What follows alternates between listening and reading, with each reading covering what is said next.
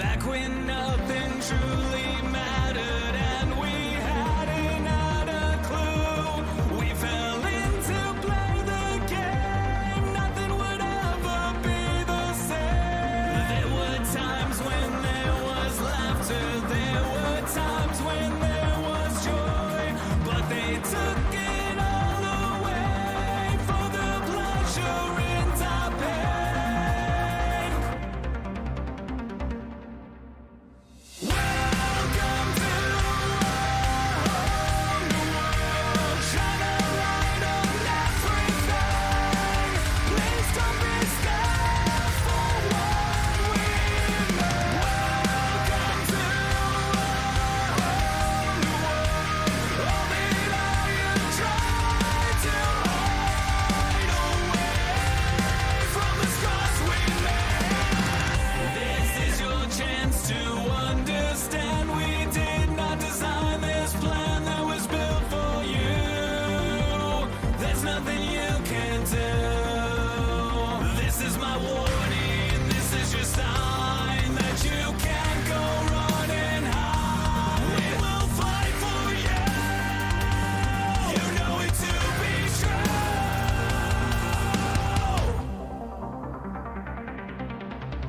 Welcome to a whole new world. Shine a light on everything. Please don't be scared for what we know. Welcome to a whole new world. All that I have tried to hide away from the scars we made.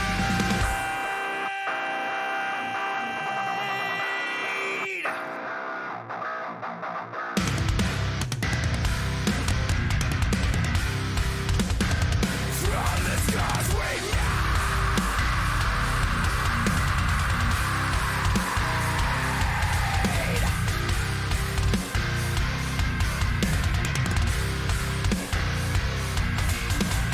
Welcome to a whole new world. Shine a light on everything. Please don't be scared for what we made. Welcome to a whole new world. Shine a light on everything. Please don't be scared for what we made. Welcome to a whole new world. All that I have tried to hide away from the scars we made. Welcome to a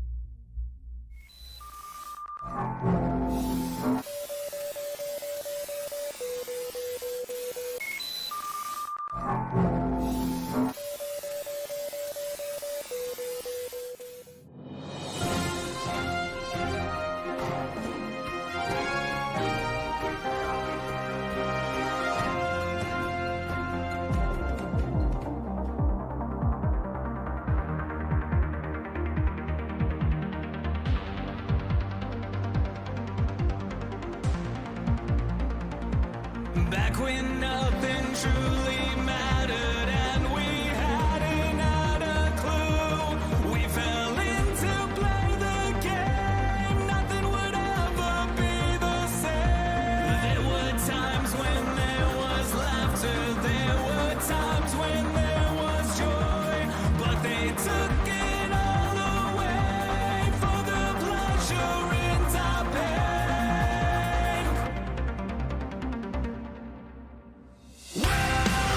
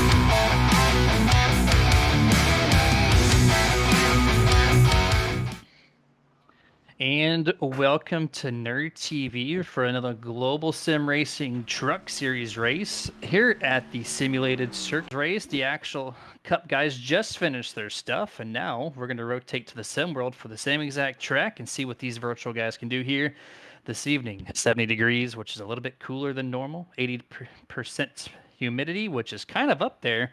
It is Texas, though, so it kind of makes sense. Look at that window, 14 miles an hour. That might not play a factor in some of this course, but when you get to that long back stretch, one of the longest stretches and front stretch in the NASCAR world, anyways, that might play a factor. You never know. So we'll have to see how this goes through in qualifying and through the race. But my name is Jeremy Stanley, aka Jay Swifty on the interwebs, and to my right hand side is going to be double duty person Dustin Logston. How's it going? Ready to see these guys take some left turns, and as the title of the event goes, the OMG Right Turns 45. Some right turns here at COTA. One of the newer facilities as far as road racing goes in NASCAR on the actual schedule. So it'll be interesting to see what's going on. I mean, right now they are in qualifying, and I can tell you right now, Jeremy, Grim Reaper Motorsports holding 4 out of the top 5 practice time slots.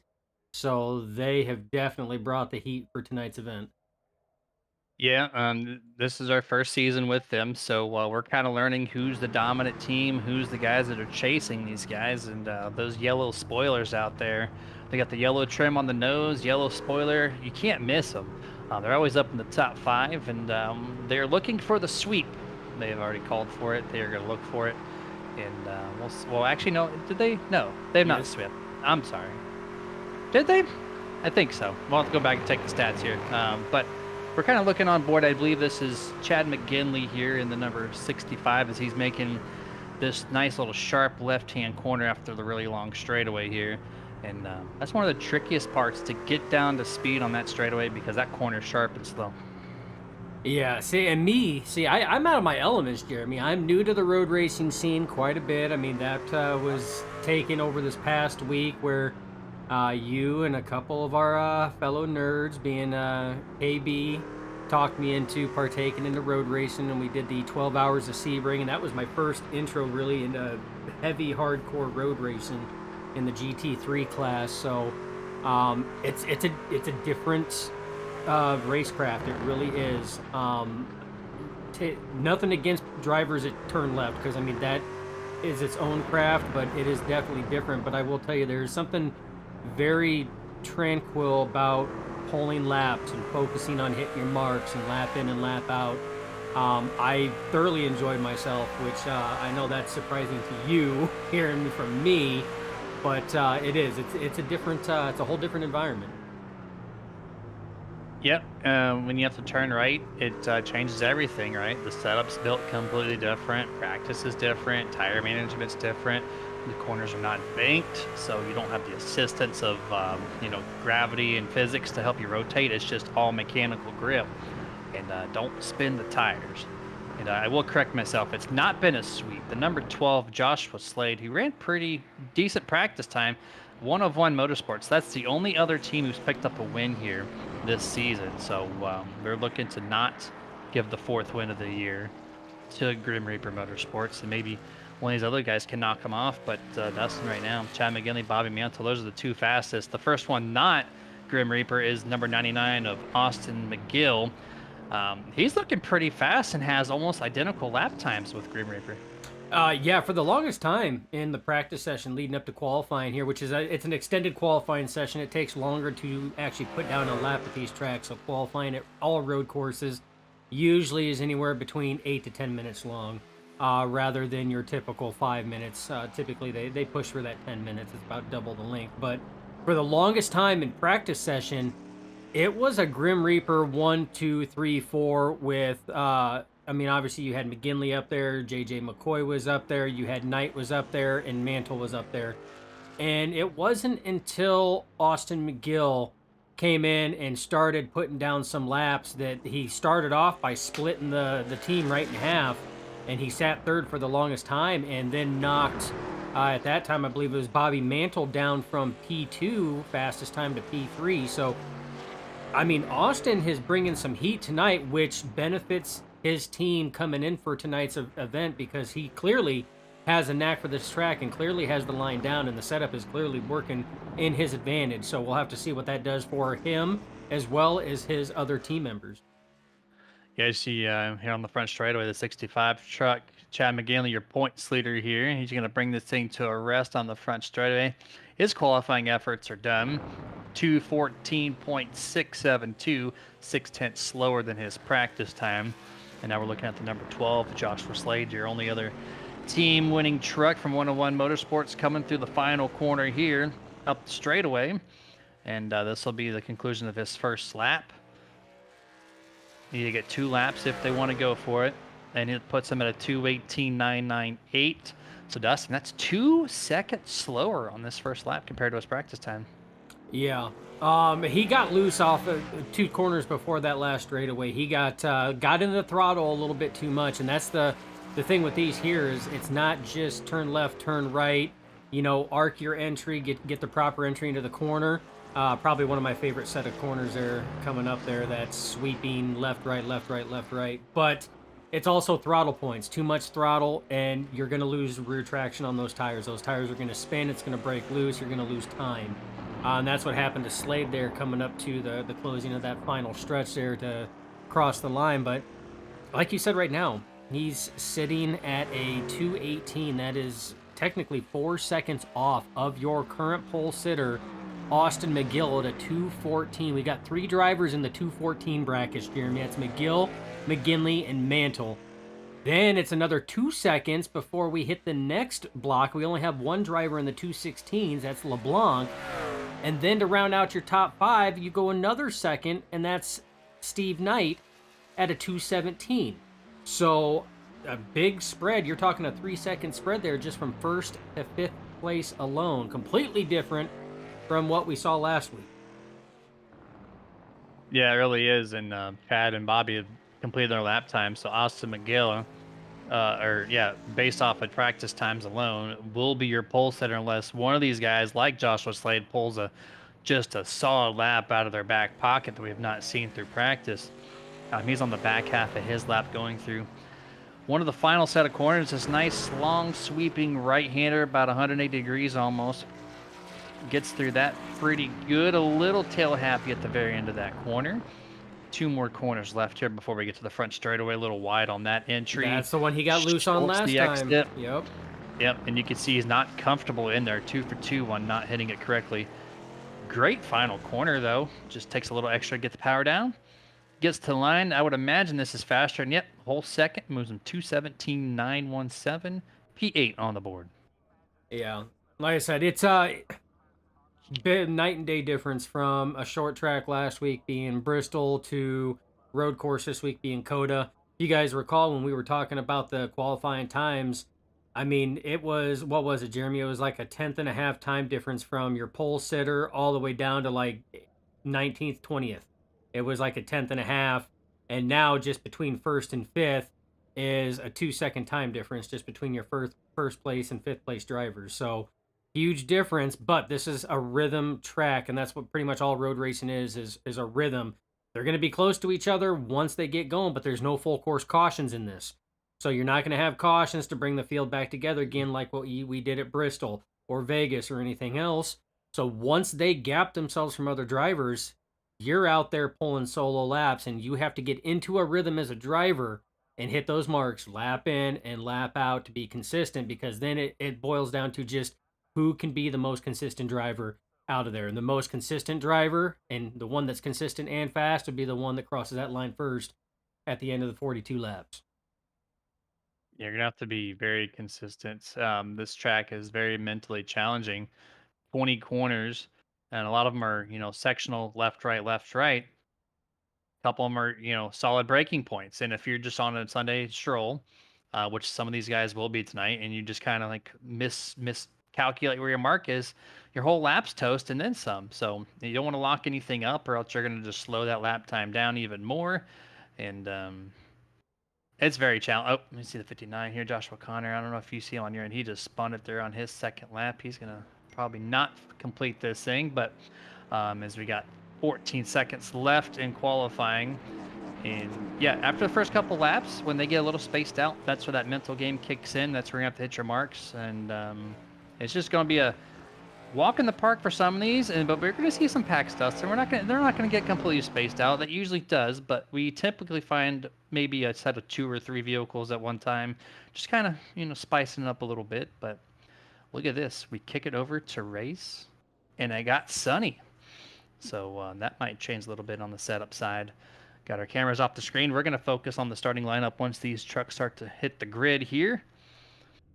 It looks like they most of them have already, so we're going to go down the lining order for tonight's Oh My God Right Turns 42. It's going to be Austin McGill P1, Chad McGinley second, Bobby Miento in third, Justin LeBlanc starting in fourth, 79 of Stephen Knight in fifth place, Michael Hayes in sixth, seventh will be Joshua Slade, eighth place Bradley Miner, ninth Tyler Honeycutt, 10th place John De Matteo, starting 11th is JJ McCoy, 12th, Carlos Henriquez. 13th will be Mark Sherwood. 14th, the number 78 of John Howard. 15th place, and the last one to take time is the 31 of Zach Hollinger. 16th through 19th are going to be graded by an I rating, so that'll be Joshua O'Connor, Danny White, Ron Harrington, and Michael Dow. And it's a 19-truck race. Lower than normal, Dustin, but when it comes to the road courses, some people just don't like it, and they focus on oval so much they don't attempt it. This is very natural to see a little bit lower of a car count at these road courses. It really is. I mean, road racing is not for everybody, and like you said, some people do not want to get away from their oval racing discipline that they have going, so it is. We typically, on average, expect a 10 to sometimes 15 car difference when it comes to road racing from your normal oval pack of drivers that we normally have. But you were talking about a mental game, that this is mentally struggling. And Jeremy, it didn't dawn on me until we were racing yesterday, that when something happens that is negative on these tracks, you miss a corner. In my case, it's the front nose lost grip in the 12 hours of Sebring, and we took 6.5 or 7 minutes of required damage to the car on turn 17 while I was driving it, and it didn't dawn on me until you stated, you're going to have PTSD when you're going into turn 17 now, and that's a legit thing. Like, every time I came to turn 17, like, I was super conservative going into that, because all I did was replay that back in my head. And that's what it does. It took me a few laps to get back in the swing of things and to keep hitting my marks like I had before. And that's what happens at these road courses. So if a driver makes a mental mistake, it takes them a few laps to rebound and get back to where they were running prior to that. Yeah, I mean, especially if you're focused, and if you are focused and miss your mark, you're like, okay, what did I do wrong? And then you go into that next corner, and then you don't know if you want to try what you did 2 laps prior. So that could play a factor. We're going to see. We're going through turns 19 and 20 now to get this race underway. 42 laps. That's why it's called the Oh My God Right Turns 42. And plus, that's a random number they like to use here for whatever reason. It's a story that's not been told to us anyways. But going through turn 20, we see the start-finish line now. Just waiting for the lights and the flag to fly. And here we go. Nope. We're going to a little bit delayed start here. There we go. Green flag is out, and this race is underway. Man, that was a delayed start, but good start there. You see Austin McGill gets a good start, taking all the way down to the bottom there to guard that inside run there from the 89 of Knight. Clean. Couple drivers overshoot there a little bit. Almost looked like McGinley took it a little wider than the rumble strip, but still overall a pretty clean start for the start of this OMG Right Turns 42. Yeah, almost a little contact there from 2 of the trucks in the lead, and they went single file, of course. And here we go through the S's for the first time. Nose to tail, no one going too wide, which is very normal. We don't want to push the issue too early, and plus this is not a passing zone. This is strictly a rhythm zone. Unless you want to be really aggressive and a little bit of a bonehead to make an early pass, then you might want to try it there. But coming up at this next section here, down the hill. Oh, we got a Tyler Honeycutt turned around there. Oh, right after that rhythm section you were talking about. the very top of the hill. If you get a great run on that left-hand exit there in turn 9, you can make an effort at it. And we're going to go to the Nerd TV replay and take a look here. 22 JJ McCoy right behind Honeycutt. And Honeycutt just loses it on top of the hill. Yep, he went through coming off of that rhythm section, just hit the rumble strips there. Got on the throttle a little too much, and that truck let him know that was just a wee bit too much. That really was there, and I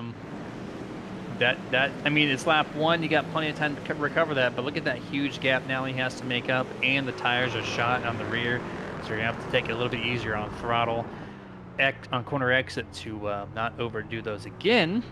And a little conservative corner there, so very, very normal there. But no full course cautions. It's only going to be local yellows. This is a road course, so iRacing does not turn those on. Will the admins throw a caution, Dustin? I don't know. This is the first time here with us, so that'd be something to see if there's a multi-truck wreck, but I don't expect any here this evening. No, I don't either. I expect to see a lot of trucks going off track and back on track. That is commonplace. The back end stuff is already blinking and going crazy from drivers going off track and back on track. And it doesn't take much. So right now we're watching minor. It doesn't take much. That right there is considered an off track. So I expect to see a lot of those throughout tonight's events all the way through, because that's just, it's commonplace when we come to these type of road courses. And that's going to throw your software up, and when you're trying to find some wrecks, I mean, we're visually going to have to see them to kick back to it, because on the official stuff, of course, you have the incident counter of 17 incidences or less before you're DQ'd, and league racing's different. They can turn that limiter to a high number or just turn it off altogether, and then so you can see them doing the real world. They really overrun these corner exits. They go way off into the painted areas to maximize speed, which I expect that to be a thing here tonight, which on your software side, Dustin, it's going to be tricky to see what is actually an incident. Yeah, it doesn't like it, because every time somebody does go, do a runoff like that to maximize that speed, this software takes it as an off track. So therefore, like, it's already been lighting up since the drop of the green flag. We were lucky enough to see Tyler Honeycutt actually lose it from the camera angle that it was coming through. So 64 Danny White right there, the 57, those are off tracks as well. That's going to be commonplace. Drivers are going to do that to maximize it, or they're doing that because they overshot the corner. They took the wrong angle of approach on there. So it's going to happen throughout this entire race, and it's going to happen more so, especially when drivers are racing. We do see some close racing packs right now. Oh, as you see the 31 there, big lockup on that one. That was Zach Hollinger going in to try to set that up, and he just toes straight back to pit road on that one. He come into that corner hot, Jeremy. So hot, he disconnected from the session and locks it up, and coming into turn 12 here, completely misses everything. And if you don't have a good practice time and you're frustrated at the track, you don't like your setup, and then you do that on lap number 2, he made an effort at the road course stuff. It's just not his thing apparently, and he's going to back it down tonight. So that's going to be your second disconnect. So 17 trucks. Michael Dow actually never started the race, so 18 trucks technically started. 1 down with Zach Hollinger out, so 17 will remain in this field. Yeah, and like I said, I mean, there's nothing wrong with it. Road racing's not for everybody, but I got to give Hollinger credit. I mean, not a lot of people, knowing that it's a road course, would even attempt it. I mean, obviously, look at the lower truck count. So there are some drivers that won't even attempt it. So I got to give everybody, like, Hollinger, credit for attempting something that isn't really high on their enjoyment list, so to speak. I give credit where credit's due. You know what? You tried it. It's just like with my kids, they go to eat something or try something new. I'm like, hey, try it. And they're like, no, it's gross. It's icky. I'm like, you know what? You tried it. It's cool. I appreciate that. I'm also going to give credit to the 7 people watching right now on YouTube. Appreciate you joining in. Road courses are typically not the most entertaining, so we're going to try our best to just talk about stuff and pitch in if you want to bring up a whole different conversation, because, well, unless we had the 59 and 81 racing around each other. I was just looking at that. I'm like, hold on. I was going to try the crossover. Crossover. Oh, too much throttle. Yep, he would have tried it right there too. But go ahead and continue on, Jeremy. Oh, you're good. 59 missed a shift, it looked like. 81's going to get right to his back bumper. Makes slight contact. Carlos giving him the business here down the long straightaway between turn 11 and 12. I call this the back stretch, which I think most people do too.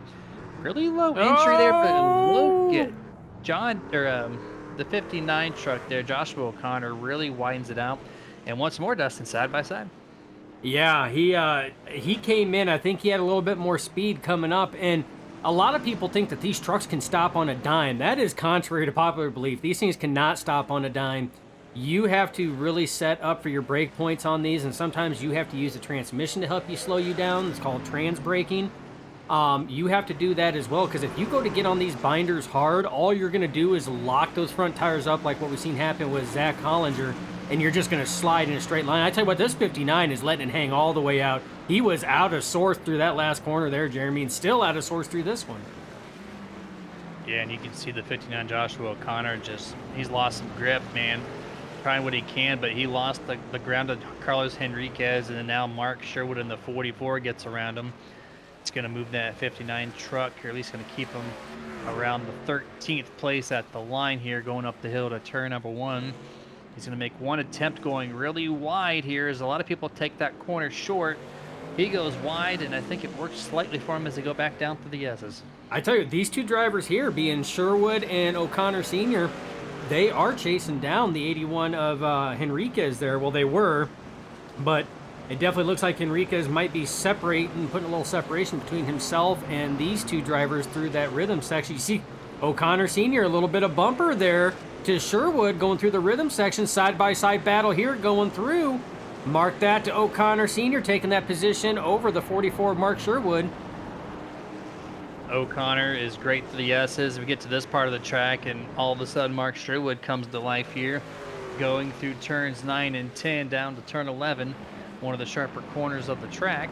And this is a major passing zone too. If you can get a great run, it's so wide on entry. Get to exit. Henriquez gets a little squirrely too coming out of that corner. Yeah, he did. And look at O'Connor, or the 59 O'Connor. He just gapped him now by like a half a second there, and he got to reel him all back into this long straightaway. Yeah, and this is what's hard is because, you know, in a stock car racer, an oval track racer's mind, you go down that long straightaway, and then you have to get on the binders and slow it so far down for that hard left hander, that hairpin, which is, like you said, probably the most difficult corner out of this entire circuit. 100%. We're going to just kind of show you the skill set required here. If you fire up the iRacing iFlag track map here, we're only on lap 4 coming to lap 5. And you can see the gappage. Right now, the leader's on the front straightaway starting lap number 5. And you still have vehicles that are going through turns 13 and 14 out of 20. So they got 6 more corners now to make up. And now after the front straightaway, you can just see it. And it's almost a quarter of a track they're taking up after 4 laps rather. Yeah, it takes a lot. And I mean, as it goes on, we're only working lap 4. We still got 38 laps to go. It's going to get more and more spaced out as we continue on. But you're going to see these little pack battles going on, Jeremy. And that's what we're seeing right now is these little, as we got Danny White around on that last corner there, coming to the straightaway. It looks like he just lost grip on it, Jeremy, as he was coming off. Yeah, didn't hit anything or anyone. Just got through 19 perfectly fine, gets to turn 20. And he gets a great entrance and really wide on corner exit. He throttles it up and spins it, but nice job to lock it down, do a little quick burnout, and straighten it out real fast. Absolutely. So, again, it's bound to happen. There's not full course caution, so guess what? Even if there was a bunch of drivers around there, that's not going to bring out a caution. They're just going to be what are known as local yellows. But back to our talking point, I mean, it's going to get spaced out right now, Jeremy. And it's going to be a long race. You know, these drivers still have to undergo a pit stop as well. So it's going to be a long race all the way through as these drivers try to figure out what's going on. As right now, we have two teammates being Knight and McGinley closing in on each other. This is a battle for P2 because right now, Jeremy, both of these drivers are still chasing down Austin McGill. Nobody has had anything from McGill since the drop of the green flag. And look at the distance that McGill is putting on the rest of the field. So he is just putting on a clinic for this Ghost Motorsports team right now, this is what this team needed, Jeremy. You know, this team has been working their tails off. They've been having excellent runs. Adam Thompson's another one of the drivers as well. We've talked to him a couple times up in the booth with some podium finishes. This is what the team needed. And clearly, Austin McGill, this is his track set right here, road racing, because he has been on point since they got that green flag. Yeah, 2.5 that time at the line over the second place, 89 Bobby Mantle. And really good race from teammates Bobby and Chad there for second and third. And that's where things get really gapped after that. So if you don't, we get a little rewind action here on your end. Let's see what happens to the 81 of Carlos Henriquez. I think he just gets off track there. Yep, just normal off track there. It's going to be tough to call. You see something highlight and you're like, hey, we need to focus on it. And it's just another drive off the track, which that corner is very common for the guys in real life to use all that surface way beyond the curbing because you can maintain your speed. You just have to cut it really quick to the left and then back to the right for the 180-degree gear stand. Yeah, and like I said, the weight jacking on these trucks too, Jeremy, it does not take much, especially with the left, right. That's why you see a lot of trucks through that left-right rhythm section there.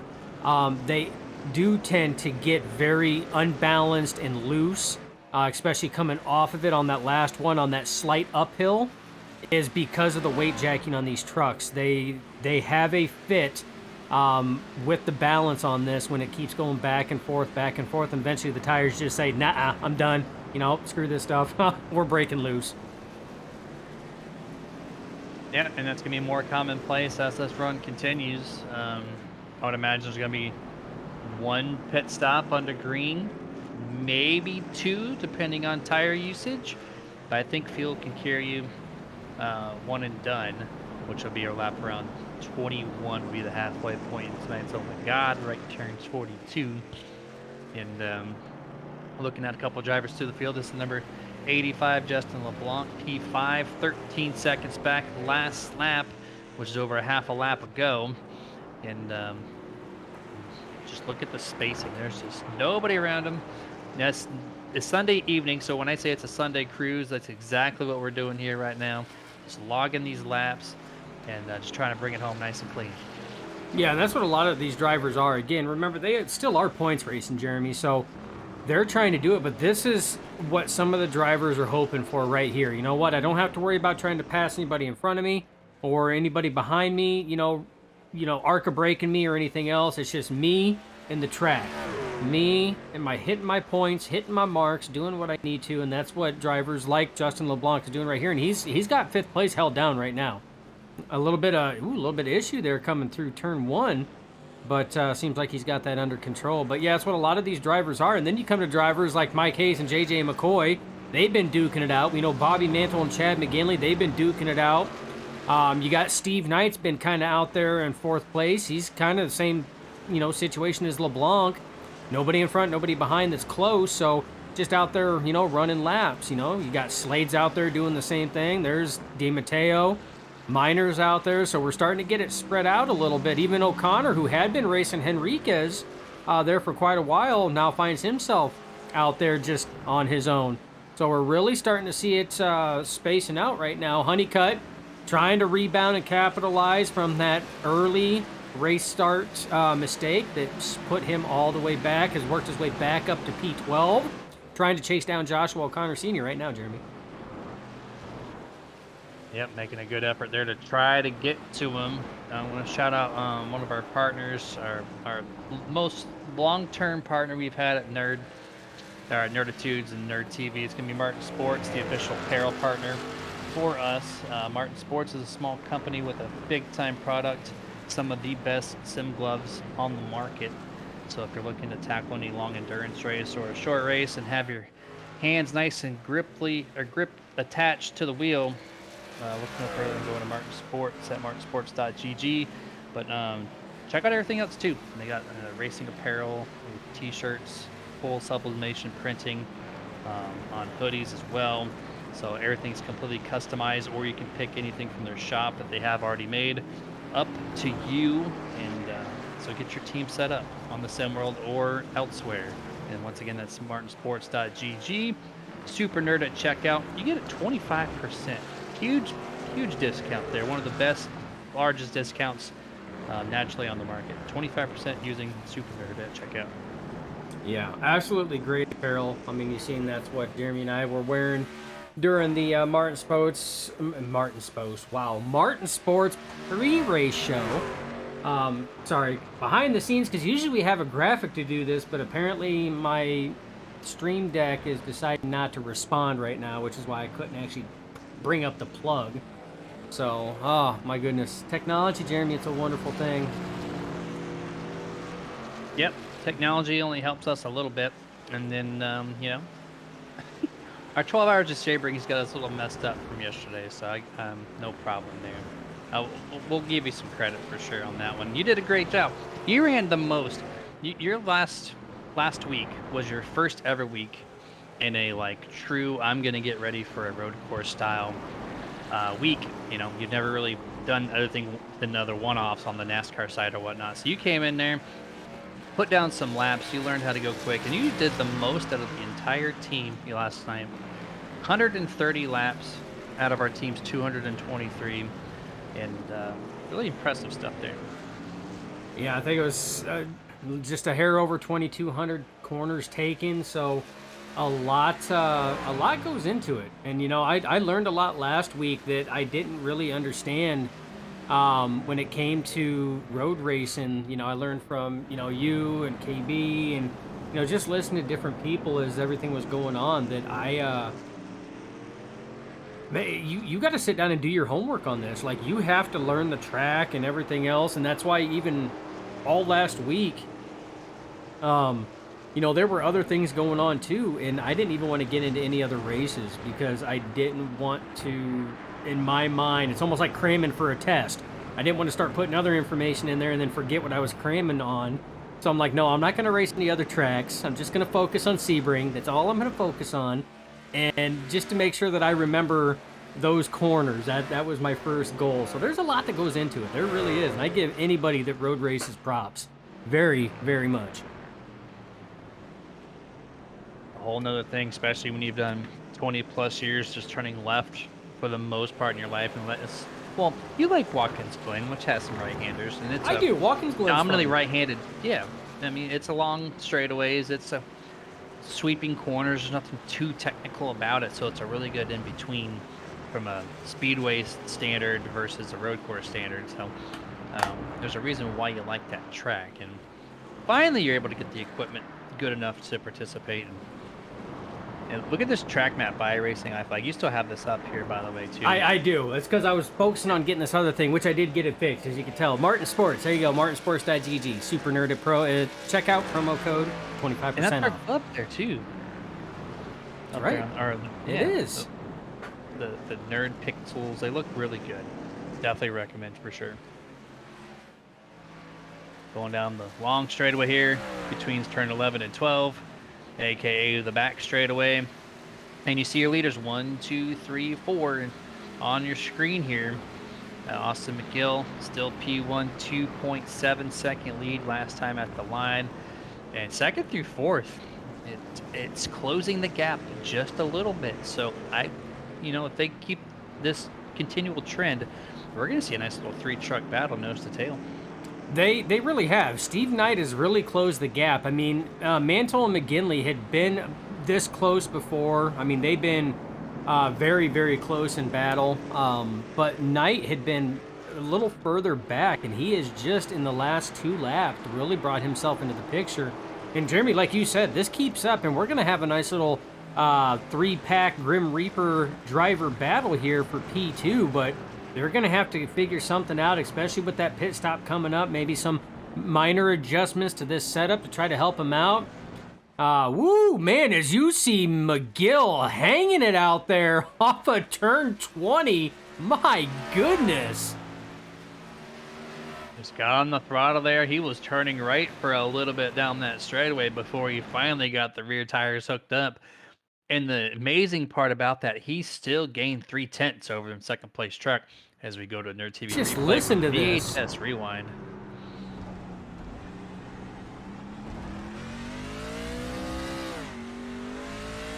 You can hear it.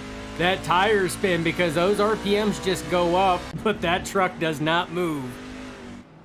Yeah, you didn't see the true wiggle from that dashboard came from the first part, but the final part before he got the tires hooked up, that truck had a nice little sharp wiggle and long burnout, which that's not good if you're trying to go another, 12 laps before you come down pit road.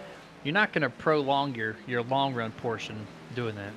No, you're really not. All you're going to do is heat those tires up, and you're just taking tire life off of them. That's not what you're wanting to do.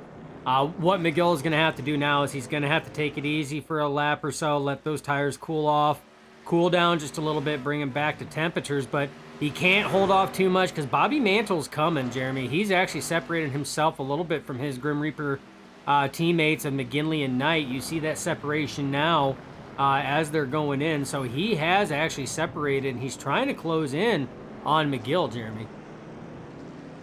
Looking to do so, kind of spicing some things up here. Getting a little closer, if he can.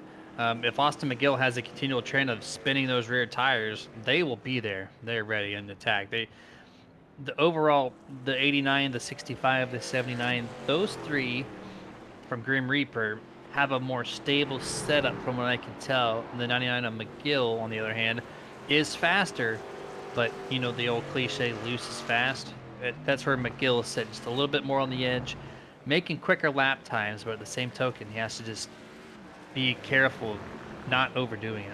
Yeah, he can't be overly aggressive, especially with how his setup is. You've seen off of turn 20 on the last lap what happened when he tried to be a little too aggressive on that throttle, getting back into it. So he's got to hold off on that aggressiveness.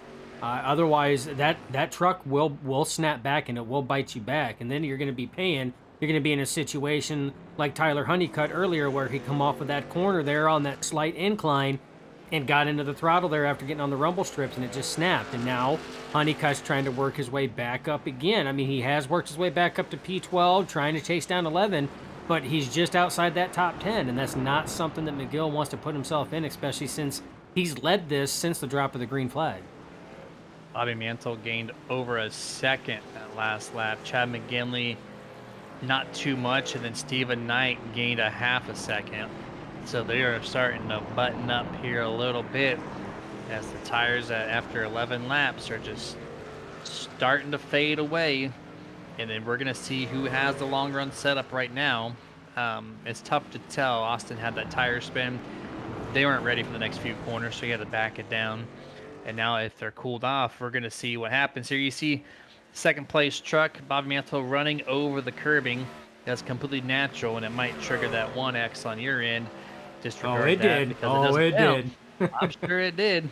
And you're going to see that thing light up all day long here.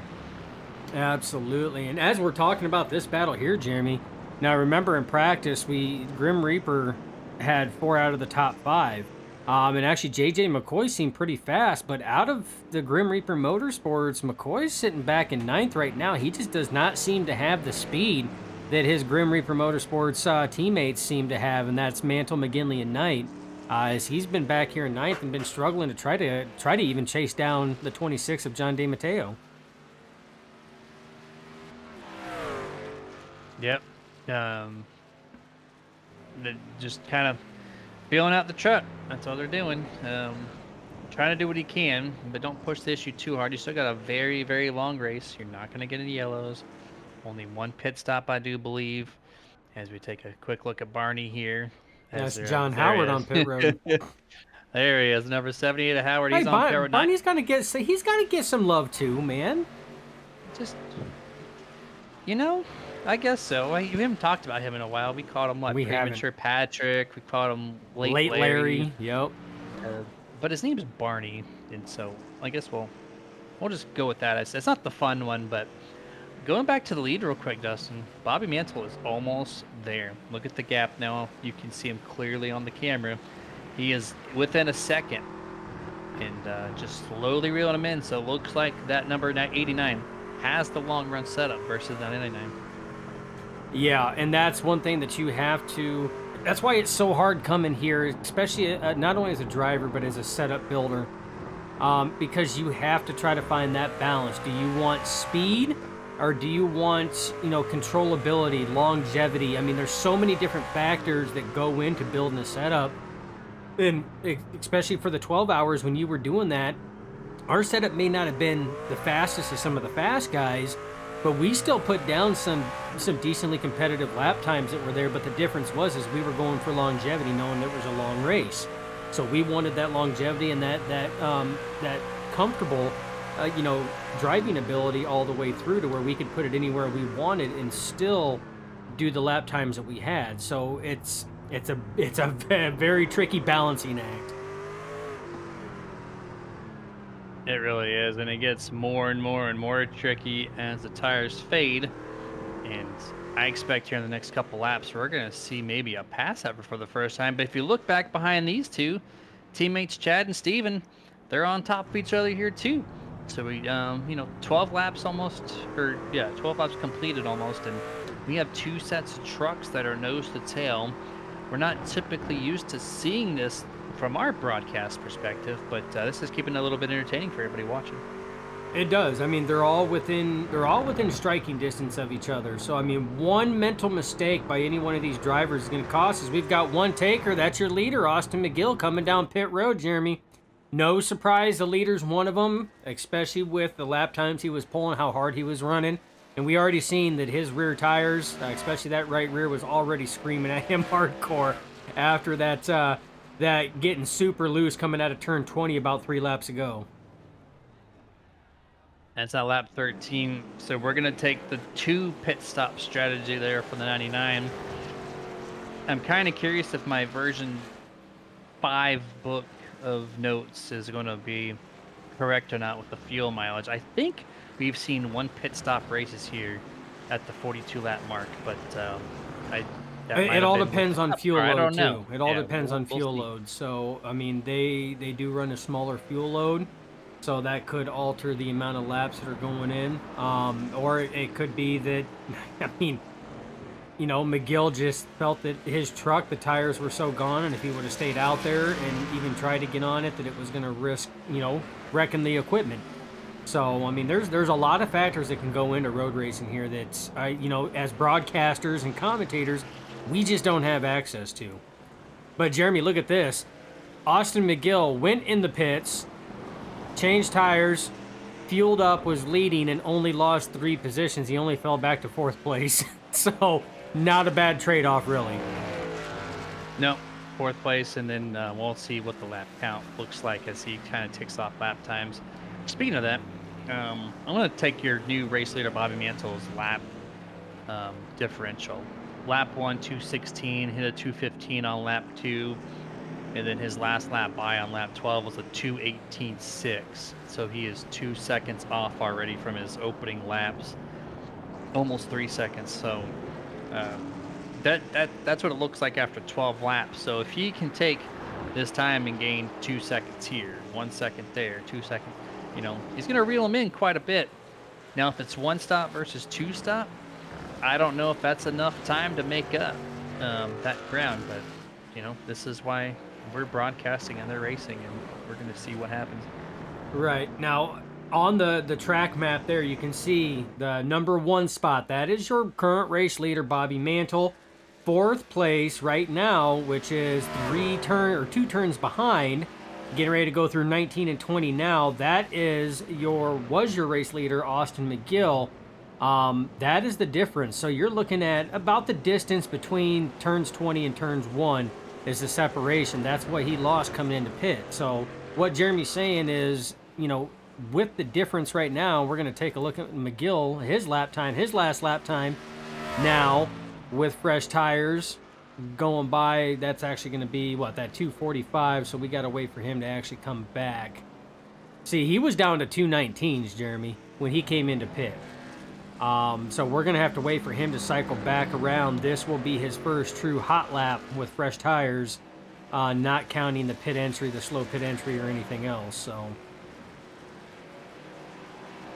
yeah, we'll keep an eye on that as he crosses the line next time by to get a true, accurate reading of how fast he was. But his lap 1 time was as fast as was lap 2, actually, at a 2:15.3, which was 3 seconds faster than Bobby Mantle's last time. So 3 seconds there, 3 seconds there, and on pit road, 25 seconds back. That's not gonna make up the difference. So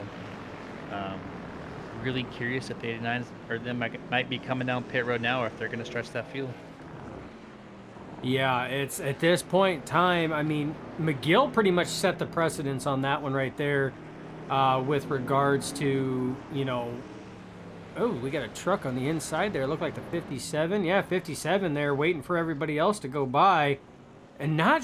I don't think that was the best place to park, on that, on that one there, Jeremy.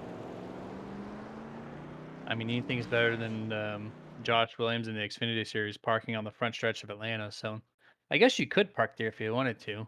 You're not going to bring out a yellow, but yeah, you see him right there. He's going to be coming through one of the most technical parts of this track here. Head yourself over through turns 13 and 14, coming to 15. Gets the tire spin, hits it in the left front. Not damage to worry about, but that's a lot of time wasted right there. Oh yeah.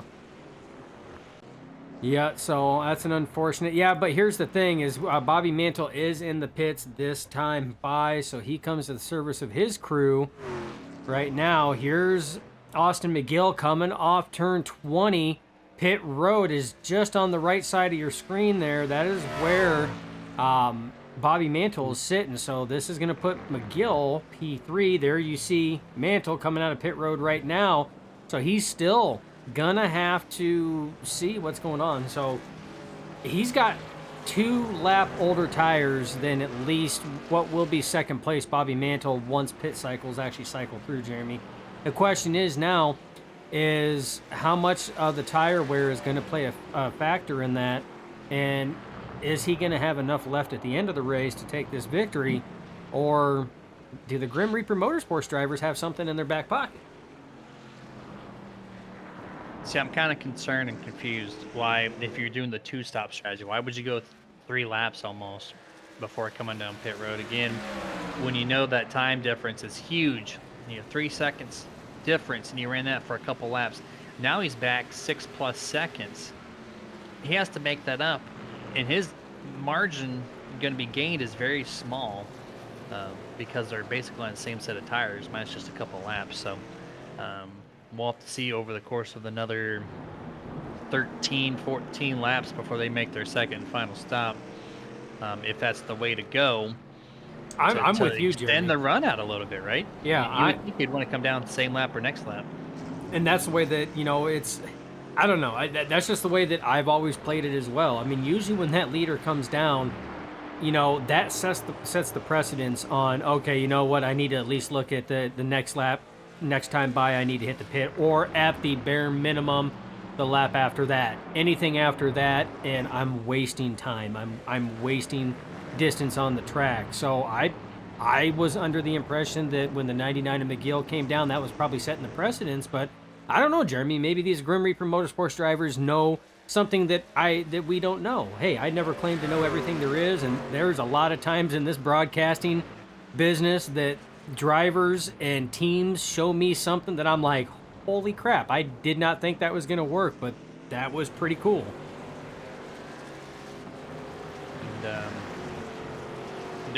I'm going to be learning a lot here with this one. I don't usually run too much trucks at road courses, or even for the Cup, that matter. I'm so much more on the roadside these days, but minus super speedways. But look at the Austin McGill last lap by. It was only 16.2 back of a race leader, Chad McGinley. Remember a couple laps prior when he first came off pit road, he was 25 seconds back. So I know Bobby pitted, but still, it's 9 seconds gained from where he was a few laps ago. So the time difference is huge right now, and that's only going to keep gaining.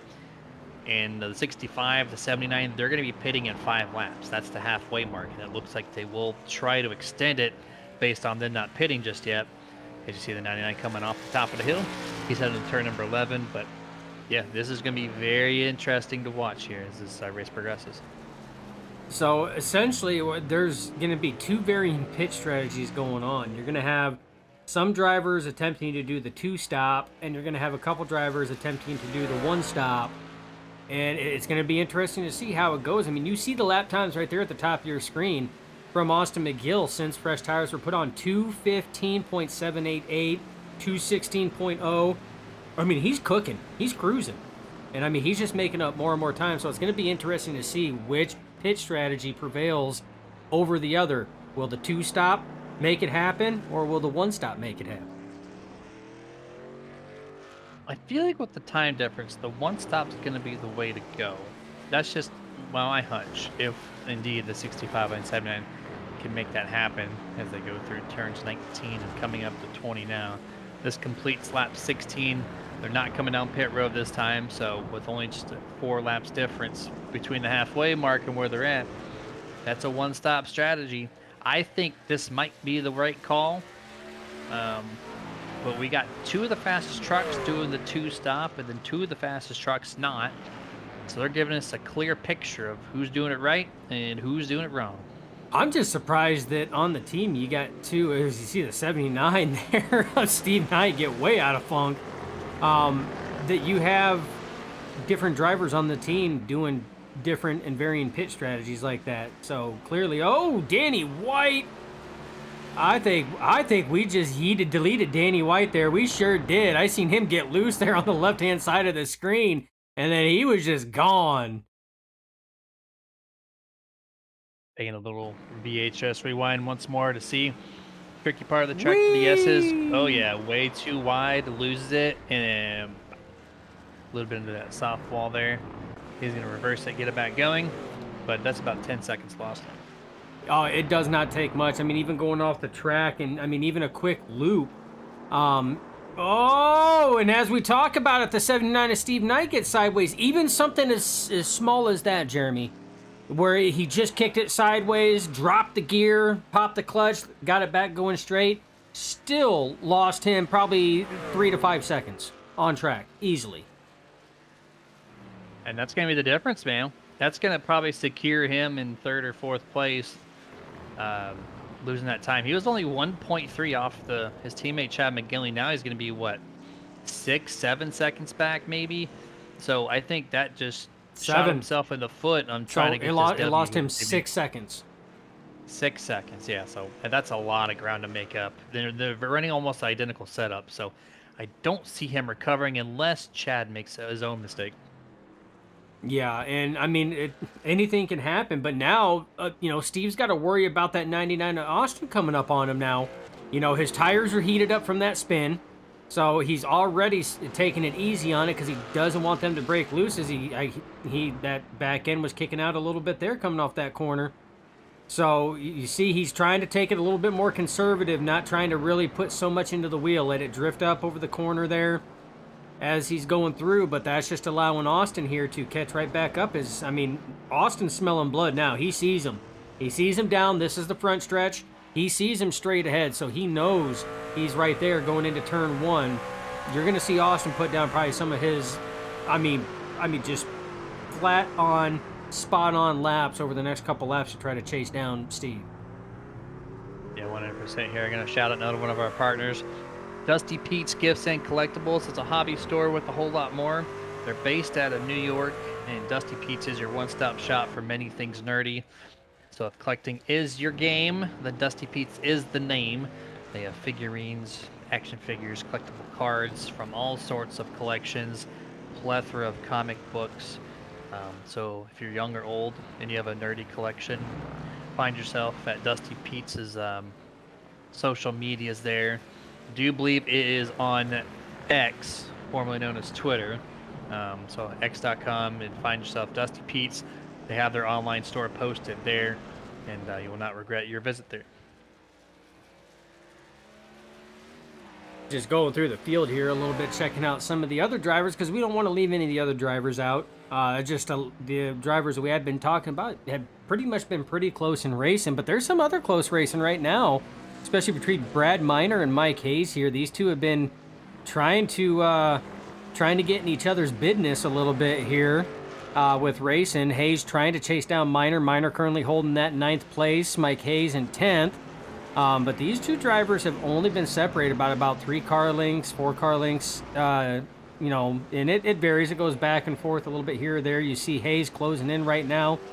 Definitely better through that section of corners as we're getting into that rhythm section now, going through. So it's this is a good little race going on right here, Jeremy. Yep, side by side here, coming down the hill through turn 10 into 11. Bradley Minor completely, well, it looked like he was going to give it up, but then stabbed it back on the throttle, and ultimately gives it up to Michael Hayes here in the number 1 as they go down the back straightaway here. Good job to just recognize the speed difference and to let him by. Yeah, and that was one thing that it's something else that, I mean, road racers have to understand when they come here. I mean, it's all about, you know, trying to race for that position, race for that win, but it's not worth, especially with as easy as something can get flipped upside down. Just ask Steve Knight, you know, going through that corner and the truck just kicked sideways, lost 6 seconds. If you know a driver's got a better line or they're attacking the corner, it's not worth risking your car, their car, or anything else. And that was something that I know Jeremy and KB are very good at, and that's something that they had to teach me was, you know, hey, if they have it, just let them go. Let them go. Come back at it. You'll attack it later. And that's exactly what happens. You just let it go, and you find a way to attack it later, but it's not worth taking it out, especially with as unstable as these cars can get, going left, right, right, left, or whatever the case is. And for you, learning this week, when you see when you just tell someone to let them by, that's not as easy as you think. If you're going through a section of corners being passed, you learned this in turn 17 last night. We like to take the corner a little bit lower typically, but some of the other guys were taking it wide. So you, being an oval guy, was like, okay, I'm going to go high, let them go low, no problem. Wrong. They tried squeezing the gap between you and the cones and made you question reality itself as to what are you doing wrong. So you just have to know your competition, have to know what corner you have to go. That looks like the number 1. Michael Hayes really just shortcuts everything in the S's here. He's going to get a yield penalty to slow down. He's going to lose some time there. Oh, yeah, definitely. Just missed his arc on there, tried to get it slowed down, cut, and knew what was coming. So, all right, I'll take my yield penalty. And he, like you said, he's going to have to yield that time back before he gets it. And if he doesn't within that set amount of time, he will get a black flag. So, not something you want to mess around with. But no, you're exactly right. I mean, that was something I was questioning life itself there for a while. Didn't make any sense because there's not a lot of talk in the road racing, especially like the endo races. It's long races. You get a lot of foreign individuals in there, so there's a language barrier that's possibly there as well. You don't get a lot of talk, so they don't sit here and say, hey, I'm going to pass you low, or I'm going to pass you high, or hey, you take the high side. They don't tell you that. All you get is flashing lights. And it's not a blinker. It's just flashing headlights. So you're like, okay, I'm just going to take my best guess, hope for the best. Guess what? Race car drivers are not mind readers, and it's not as easy as what it always appears to be, and sometimes can lead to some real hairy situations. Yep. And you had a couple of those. Had me on my seat edge, figuring out, 6 hours into a race if we're going to get trashed in turn 17 because we made the wrong lane choice. It's Which we did get trashed in turn 17. It's 7 minutes of damage, but it wasn't for that, though. No, that was just trying to go through the gears a little too quick, I think. And, there's some learning curves to be had, for sure, from being your first long race, first week into it. So, overall, I still gave you a bunch of credit, though, because you recovered, you did well. You ran almost the same lap times as me at some parts in the race, which I've been doing it for multi-amount of years, and you're 1 week in, and you almost outdid me, so that's pretty cool. As 64, Danny Wright really wide in turn number 1, into the grass a little bit, right in front of your number 1 truck, Michael Hayes. It's going to bring them together here to the S's. I just call it beginner's luck. Yeah, that's what I'm going to call it. No, like I said, even credit to Danny White. This is not easy stuff. Especially the cars we were driving were specifically designed for road racing. That's what it's a GT class. These are Craftsman trucks, Jeremy. They're not designed for road racing. Literally, they're their initial concept is Danny White really wicked loose there coming off of that slight incline. Same place Tyler Honeycutt lost it at the start of the race, but White able to save it. But going back to my point, these trucks were designed to go in circles. That's what they were designed for. That's why the current generation Cup car is actually, that's why it's designed the way it is, Jeremy. Is designed to be able to drive on road. It's designed off the IMSA, the IMSA. You know, that's what a lot of the stuff is based off of. This stuff for Xfinity and for Craftsman Truck, not so much. So these guys have a handful. Trust me, it's not easy driving these things. And if you think it's easy, I would offer the opportunity for you to hop in one of these things with the equipment and try it out and see how easy. It definitely is not. Especially with the trucks, there's no weight on the rear end, right? You got all this horsepower. You have no weight pressing the rear tires down. And so that weight's all front loaded with the motor. That's right. You get That's on right. the binders, that's why it back, gets loose. You just have a fuel tank in the back. That's your only weight. Outside of that, just some steel bars and some sheet metal. So you have to be so ginger on that throttle on corner X, especially in the tight corners where you're in first, second gear. That's so easy to just loop the truck, and you've seen a couple trucks do that on exit already. Yeah, and that's that's why we're talking about it. I mean, you've got that big motor there nestled right in between the front tires. You know, all your weight is literally right there. Yeah, you add some weight to it when these drivers, and we got Slade and De Matteo now down pit road. When you, like with De Matteo and Slade, you're going to add some weight to the rear of that truck by filling and packing that truck full of fuel. You're going to put some weight there, but it's not going to offset the weight that is already on the front nose. And like you said, that's why a lot of these drivers, when you see them braking into the corners, you'll see them get loose braking in because all the weight is on the front and the back end just wants to fly out because it doesn't have any weight to counterbalance it. And vice versa when they're coming out of the corners like that because there's no weight to put down on the rear of these tires. For us Midwesterners like myself, wintertime, we always put weights. When we have trucks, we always put weights over the rear axle. Why? Snowy roads. Keep that traction. Put more weight over the actual, the axle and the tires themselves so it creates more grip. These drivers really can't do that with the exception of packing fuel into it.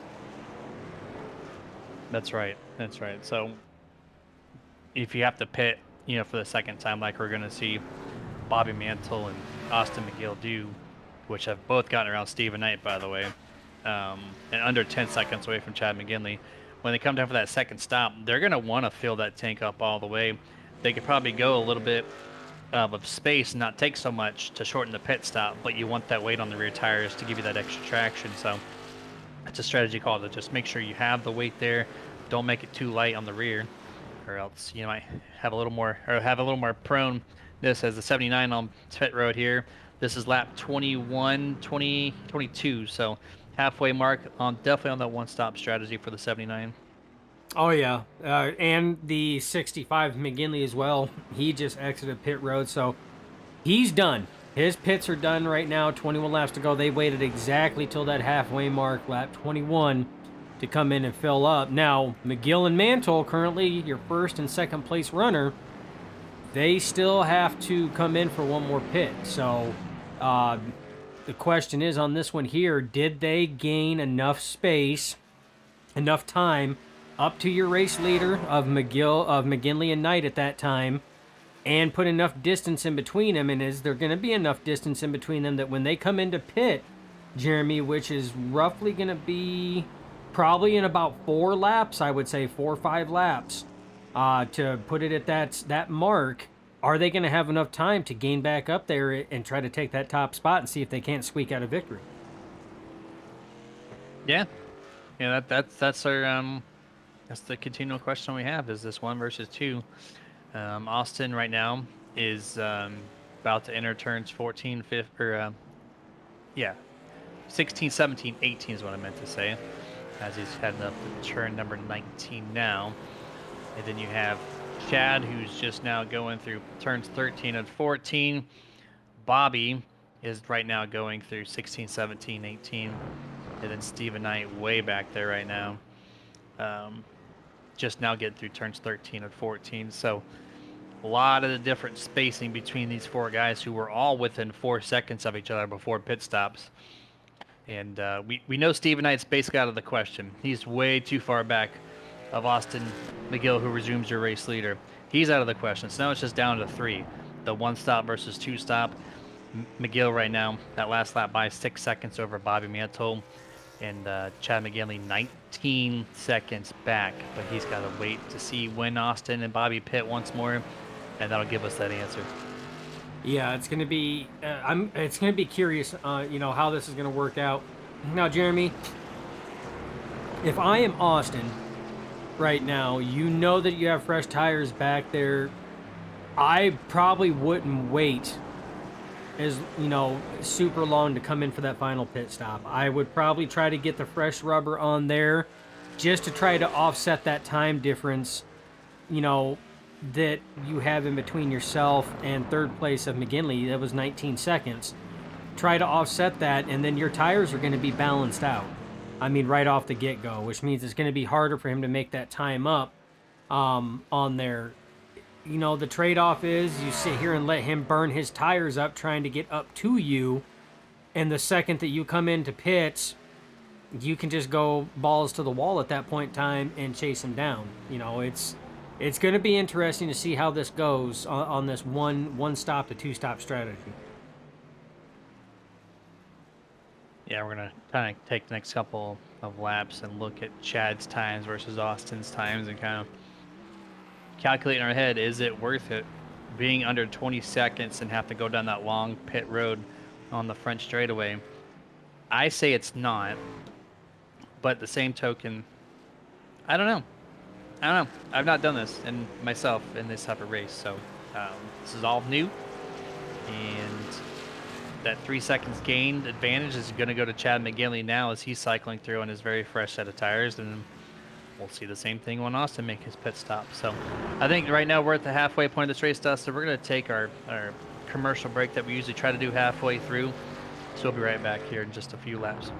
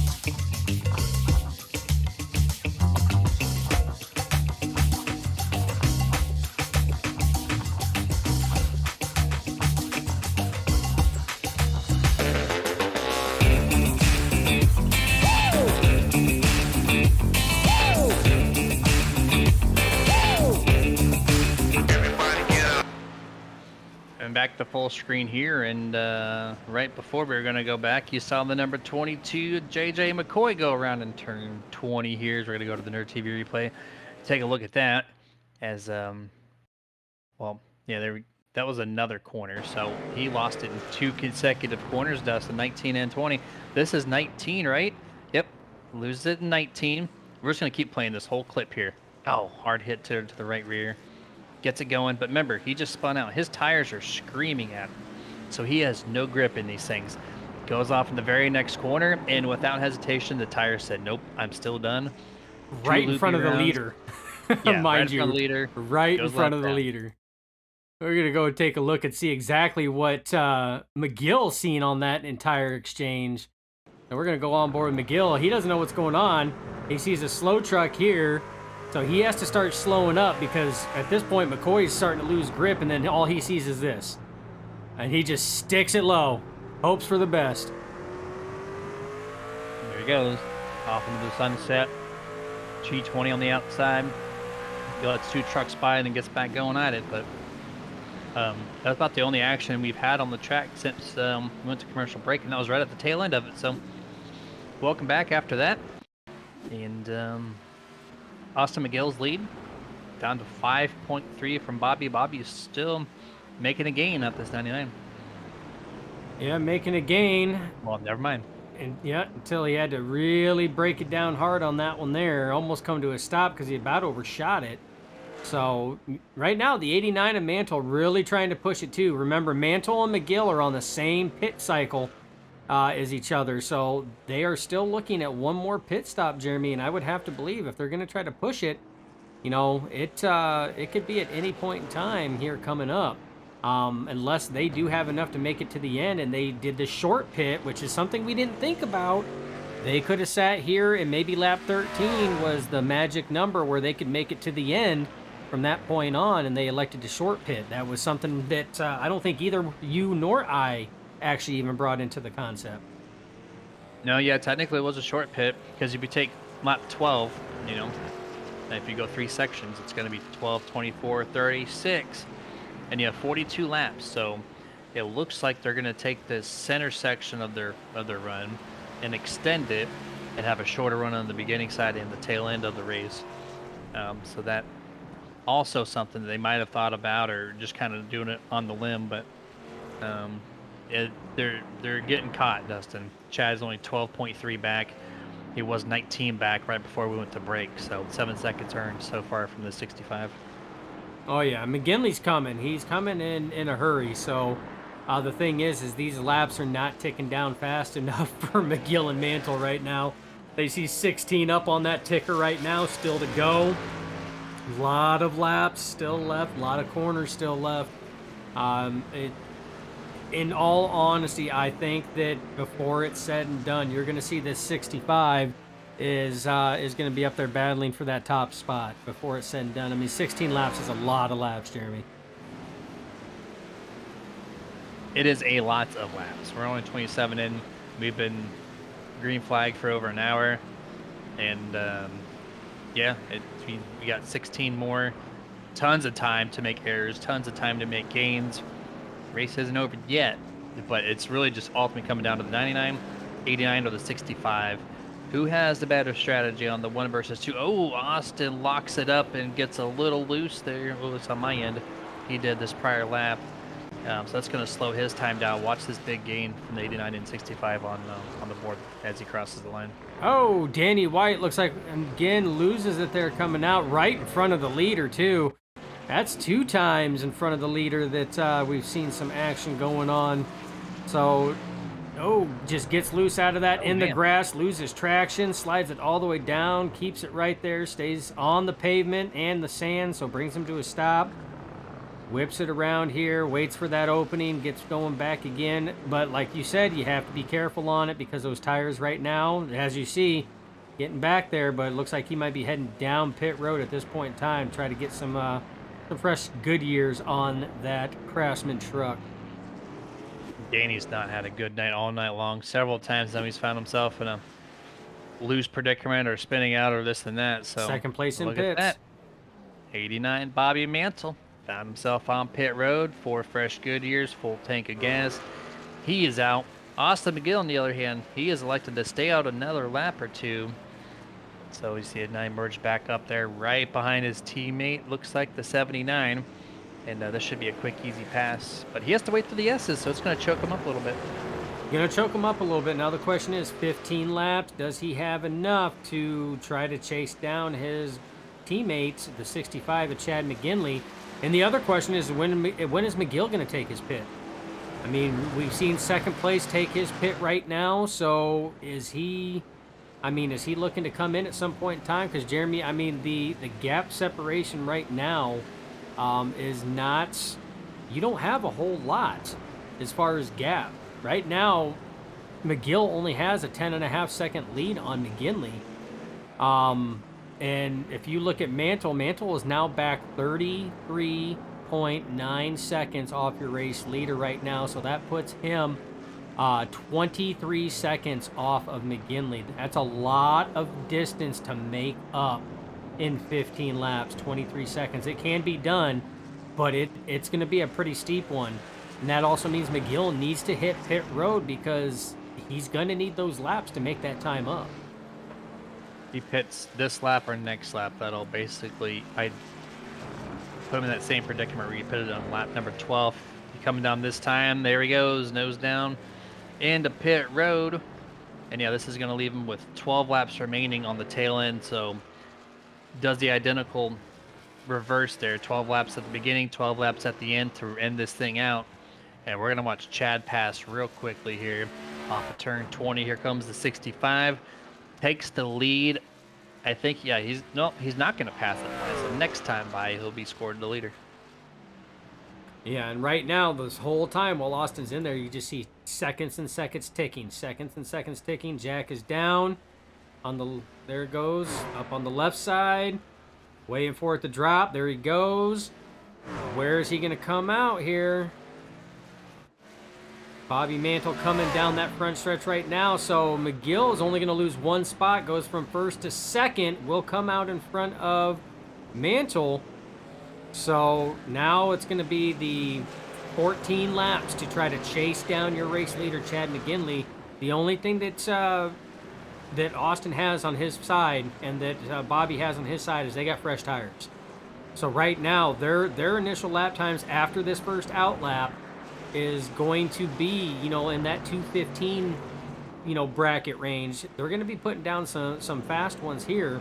And right now, your last time by, your lap leader was at 2:17 was his fast, 2:17.1. So it's going to be a 2-second difference in lap times once they average out like that, Jeremy. So the question really then becomes, what are you going to, does it really equalize out at that point in time? As far as the gap, you got an 18 seconds, he can chase him down. If he can sit here and gain 2 seconds a lap in 14 laps, Austin can chase down the 65 mathematically. Now you have to factor in, issues or mistakes made on the track or anything else, traffic, stuff like that, but just straight mathematically he can chase him down. Yeah, I'm kind of curious on this 65. You just mentioned his last lap by, which is the 2:17.1. That's fine, except for he only pitted 7 laps prior, and he had 2 laps at a minute 15, and then for the past 4 laps he's been 2 minutes 17. He never hit a 2-minute 16 lap time, so his pace early in this run on these semi-fresh set of tires now is a little slower compared to his opening laps where he ran a couple laps in the 2:16 range. So as he crossed the line time, another 17.3. So just slightly off pace compared to earlier on in this event. And there's still cloud coverage over this track, so I know the track's not getting any hotter. So that might play into who's going to be on top here when this race is done at 12 laps. Yeah, I mean, it could be right now the 65. He's got no pressure. He's got a 10-second gap in between him and second place in McGill. Maybe he's trying to save those, and actually that distance is 16 seconds as it sits right now. So, I mean, it could be at this point in time, he's just trying to save a little bit of tires, knowing that McGill is going to get to him one way or the other, and he wants to at least try to have tires. And there is a balance in these between old tires and new tires. When the new tires, their grip levels balance out and the lap times balance out between new and old. So maybe McGinley is just trying to offset that so that by the time that Austin burns his stuff up trying to get up to him, that the tires and the lap times between his tires and Austin's tires will be equalized. So therefore, it's going to be more of an even race. I mean, that could be a strategy that's being played as well. Again, we're just commentators and broadcasters up here, so we're just spitballing it based off of what we see. Yeah, I was kind of intrigued here as the ticker board there on the top horizontal part of the screen. When it cycles back to your top 5 here, watch that time, 14.5 for McGill, and you can just see that time overall just 3. It's going to go down to 2, then it's going to go down to 1, and I've been kind of watching that alone, and that number's dropping quick. I know he's got the fresh tires, so about 3 or 4 laps that might start to not be so drastic, but definitely has the momentum to do it. If he's gaining 2 seconds a lap, we got 12 to go. That's 24 seconds. That's within range. Definitely mathematically before the end of the race, but at what point does that plateau? And this is close. I thought it was going to be the one stop was going to be the way, but as I'm looking up the numbers, Dustin, it is maybe the 2 stop is the way to go. Yeah, and like I said, that's just it. You know, we can only go based off of what we're seeing up here. And like I stated earlier, you know, I stated this about 15, 20 laps ago. I mean, there's times where drivers do something and, you know, we call the race and call it as we see it. And, you know, we sit back and say, oh, crap, man, I didn't think that was going to work. And it did. And way to go. And, I mean, this could be one of those. I mean, right now, McGill is almost under 13 seconds. You know, just a lap ago, it was 16 seconds. And he's about ready to crack that here pretty quick. He was almost down to 12 seconds, 13, 12 right there, 12.9. So, I mean, he's chasing him down, and we still got 12 laps to go. Mantle is still closing that gap as well. He's down to, hovering between 17 and 18 seconds, 17.9 to 18 right now.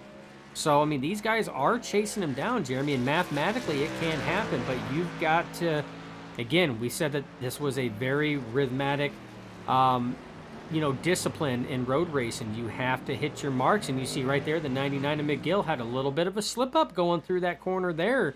Not as smooth as it could be. That's what we're talking about. Those are the things that we can't factor in because you don't know if or when they're going to happen. But mathematically, Jeremy, it's going to be interesting to see how this thing breaks down. I mean, like you said, mathematically, it can happen. McGill was so racy through the top section of that, through the S's, utilizing every ounce of the red paint there outside of the curbing, jumping over the curbs, and he just looked so good. He gained almost an entire second just in that S section plus the top hill going down to turn 11 alone. So just still watching. Like, he's almost at the 11-second mark now. So that's going to be another 2 seconds roughly ticked off this time by. There We'll it see is, at the line, the 11.9. official number. Yep, at 11.9. He might fall back to 12 momentarily coming through here. Got real close, and there you go. Look at that huge gain. He's going to gain almost half a second. tenths. Yeah, just in 2 corners alone. There it is. Half a second gained in 2.5 corners. This is the momentum he needed to see. This might be his fastest lap time of the race at the line. It's showing a 2:15.4, which is not as fast. 1/10 though, Dustin. 1/10 off his fastest. Yeah, his fastest was at 2:15.3. So he's hitting, I mean, lap times comparable to his fastest lap time, which, I mean, that's flying around here. No, he's hit a 2:14 too. So he's that's a second off on that one there. But I mean, he's still flying though, Jeremy. I mean, and he's consistent. I mean, he's hitting his marks. It's going to be, I'm going to be interested to see if the 99 can chase down McGinley, and I want to see the race between the 65 and the 99 of McGinley and McGill. I think that's going to be a battle for the ages. He did do a 2:14, and I think he got a 1X, which iRacing does not give you the credit of your fastest lap if you have an asterisk next to it. And so you are correct. 2:14.2 was his fastest, but registered 2:15.3 on lap number 2. Either way, third fastest lap of the session, I would suppose then. And that truck, like I said, it looks so racy right now. But we're cycling through a little bit. Here's 79 of Stephen Knight going down the back straightaway at this point. Here's Justin LeBlanc here in the 85. He currently holds 5th place still. Joshua Slade here in the 12. 6th place going on the top of the hill in turn 1. And this massive amount of gap between each of these drivers as we're cycling through tonight's field. Yeah, you got De Matteo in 7th. He's been in the top 10 this whole night. You know what, Jeremy, and the way that I say it is anytime you can come to a road course and come out with the top 10, that's as good as a victory as any. Mike Hayes right now, you've seen some good battles that he's put on with Henriquez. He was battling with Henriquez, O'Connor Sr. Right now, he's solidly in the 8th place. Brad Miner's in 9th place, but he is coming down to the service of his pit crew. Another driver that's doing that 2-stop approach on this. And then after him in 10th, holding that final 10th place, is the 22 of McCoy. But McCoy coming under pressure right now, Jeremy. This might be a good battle to watch while we kind of wait for these leaders to duke it out. You got McCoy and Honeycutt battling at it. McCoy gets loose off that corner. Honeycutt applying the pressure here, Jeremy. But these two, nose to tail. To me, this is an important position. This is for 10th place. You get that top 10 stat if you get it. So I like to get or maximize that where I can. And so this is going to be a fun race here. Honeycutt, I think, has a slightly faster truck. You remember he spun out on lap 1, started off on a negative note, but he's retracted back up to 11th place and tacking on the outside of turn 1. It's just too wide up there. It was a strong move. He's trying to showcase how fast that truck is. Just overshot that corner inches. Yeah, and what would it be for Honeycutt to end this night's racing event here for the OMG right turns 42 with the top 10 after such a tough, as here you go, you see that pass on the right side, drives right on by Mark Honeycutt up to 10th place now. But as I was saying, to end this night with a top 10 like that would be an excellent rebound, because it is hard to rebound from stuff like that. As you see McCoy go way wide through that corner there, way off track, but still trying, as he's trying to battle back off track again, trying to maintain all that speed. Oh my goodness, these two, Jeremy. Yeah, this is getting real good here. I know Honeycutt's slightly faster, but he's got to be able to hold on to it, make the pass, and don't give it up. He's caught the 22, and he made the pass at one point, and he's just, gotta do what you gotta do here. But 10 laps to go, 9.5 as they're on the back straightaway. This is 8.3 seconds difference between first and second now, Jeremy. At the line, it was 8.9, so it's already over a half a second gained as we're still looking on for the top 10 position. McCoy's actually gapped Honeycutt here through this section of the track. Yeah, I think McCoy's actually seen the amount of pressure there, so he started hitting his marks a little bit more. So either way, Uzi gets loose out of that corner. Honeycutt cannot get on the throttle to capitalize, as he had similar issues coming out of that corner. So either way, whatever driver comes away with the top 10, oh, wicked loose through that corner. Honeycutt holds on to it, though, but loses a lot of time between him and McCoy as they come through there. But either driver would benefit from a top 10. I mean, we've seen McCoy lose it not once but twice. He lost it in turn 19, and again right in turn 20 he lost it, which is where they're at right now, turn 20 going down the front stretch. And we've seen Honeycutt lose its first lap of the race right after that rhythm section. Lost it on that slight uphill grade going around. So again, either way, it'd be an excellent rebound for both drivers. Yeah, especially after lap 1. Ooh, I'm just watching McGill here, top of the track. He kicked it sideways. The rear tires are a little angry at him right now, but still looking on for this battle for 10th place. Still the battle on the track to watch. Ooh, massive curb hop there on those really tall yellow curve. That's just such a strong curve to hit. Really throws the truck or car out of whack for just a moment, but right back to the back bumper. McCoy, ooh, real tight here through that left-hander going up the hill. into turn 8 here, coming to turn 9 and turn 10. Lost a little bit on exit. Yeah, got on the throttle there. You heard the tires spinning. Oh, a lot more tire spin. No, as Honeycutt goes back around again, and that's going to end his chances right there at a top 10 because he lost a lot of time. JJ McCoy drives off into the sunset on that one there.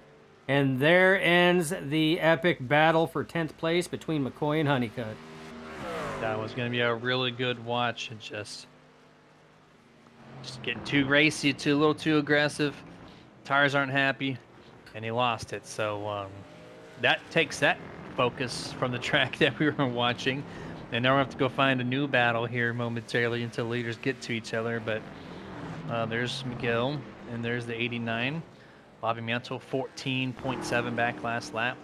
He's way out of contention for first place.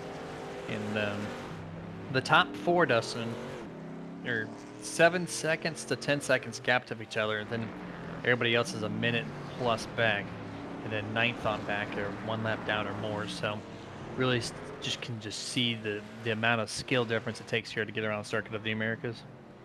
Yeah, and like I said, I mean, this discipline, it is a very different discipline when it comes to road racing. I mean, it takes a lot. I mean, just look at the battle we've seen between McCoy and Honeycutt. I mean, as a driver, you want to get on that throttle more and put more power down to it, especially out the corner to try to get to that driver. But, I mean, these tires, they start screaming at you, and when they start screaming at you, that's the end of it. You know, and Honeycutt, it got him again on that one there. And that, like I said, they had been battling like that, Jeremy, for about the last 2.5, 3 laps. They had been going back and forth for that final top 10 position. You see Enriquez getting a little loose there. That's that same corner that Honeycutt lost it in turn 1. So Enriquez tires screaming at him as well. I'm sure every driver's tires are screaming at him, but one person's probably going to be McGill because he has been laying into these things since he got out of pit road. And I'm kind of actually watching this lap time, and we're starting to see the plateau here between first and second. Chad McGinley, Austin Hill. Just bring that back up. 2 laps ago was an 8.9 second gap, and then the last lap was an 8.1. So it was a 1/8 of a second that time. And then it went to 7.4, which is only a 0.7 second gain from the last lap. So that time is starting to decrease a little bit. 8 laps to go at the line. We will be 7, and it's less than a second gain there. So time is kind of flip-flopped here momentarily. And the favorite all of a sudden might go back to being the 65. Yeah, as it's going down, I mean, we're almost at that point of no return for the 99 of, he can see him. I mean, right now, the 65 is going up into, that hairpin up there. There's that point of safe return to where you're not gaining. I mean, you're gaining each lap, but you're not gaining enough to close that gap to the leader with the amount of laps left. And we're almost at that point of safe return. It's 6.5 second gap right now and 7 laps left. That means that he would have to gain like 7 to 8 tenths per lap. If he doesn't gain that consistently on each of the next consecutive laps all the way to the checkered without a mistake from the 65, then mathematically it's going to take him out of contention. Kind of like me last night, where the guy was 3 seconds back, 20 minutes left in the race. And I was like, okay, I need to rail off 2-minute, 2-second lap times almost every single lap. I put down 3 of those consecutively, and then I was worn out trying to focus so hard on my points. So these guys have, 7 laps? We got 2-minute, 20-second lap times. So we're looking at 15, 16 minutes of just focus so hard to get to the race lead right now, and Austin has to do it. And so mental game's got to be strong, physical game, make sure you're still in check. He can do it. He's got the truck. That was, he locks it up there through turns 13 into 14, and he can see him doing that. He can see him. He can see McGill. Just went off his screen right there. He can see him. He's within striking distance, And that is probably the toughest thing for a driver, when you can see them like that and you're like, I'm that close, and you have to fight yourself from pushing too hard to make a mental mistake, because that's exactly what will happen. So he's got to keep that in check as they're going through, and that gap just went to 6.8, Jeremy. He lost half a second right there through that exchange. So he's got to pick that up. Yeah, this is almost a wash of a lap, and with this rate, it is Chad McGinley's win if the 65 cannot make any mistakes for the next 6 laps. 6.52 at the line here. Only 0.2 gain. That's not going to do it. That's not going to do it at this point in time, Jeremy. It's I honestly think right now as it sits, I mean, he being Austin McGill is pretty much stalemated between 6.3 seconds and 6.8 seconds. I mean, he's going to gain through this rhythm section. This is definitely Austin's strongest section, is that rhythm section through there. He definitely gets through there better than McGinley does, because that's where he makes up a lot of his time, but it's just not going to be enough. As long as the 65 and McGinley can hold on, be mistake-free, not let that truck or the track get the better of him, he should be good to sail from here on for the next 6 laps to another victory here in the Global Racing Truck Series. Yeah, and he actually gained a little bit there on turn 11. Going to extend it back to 6.6 halfway done with this lap.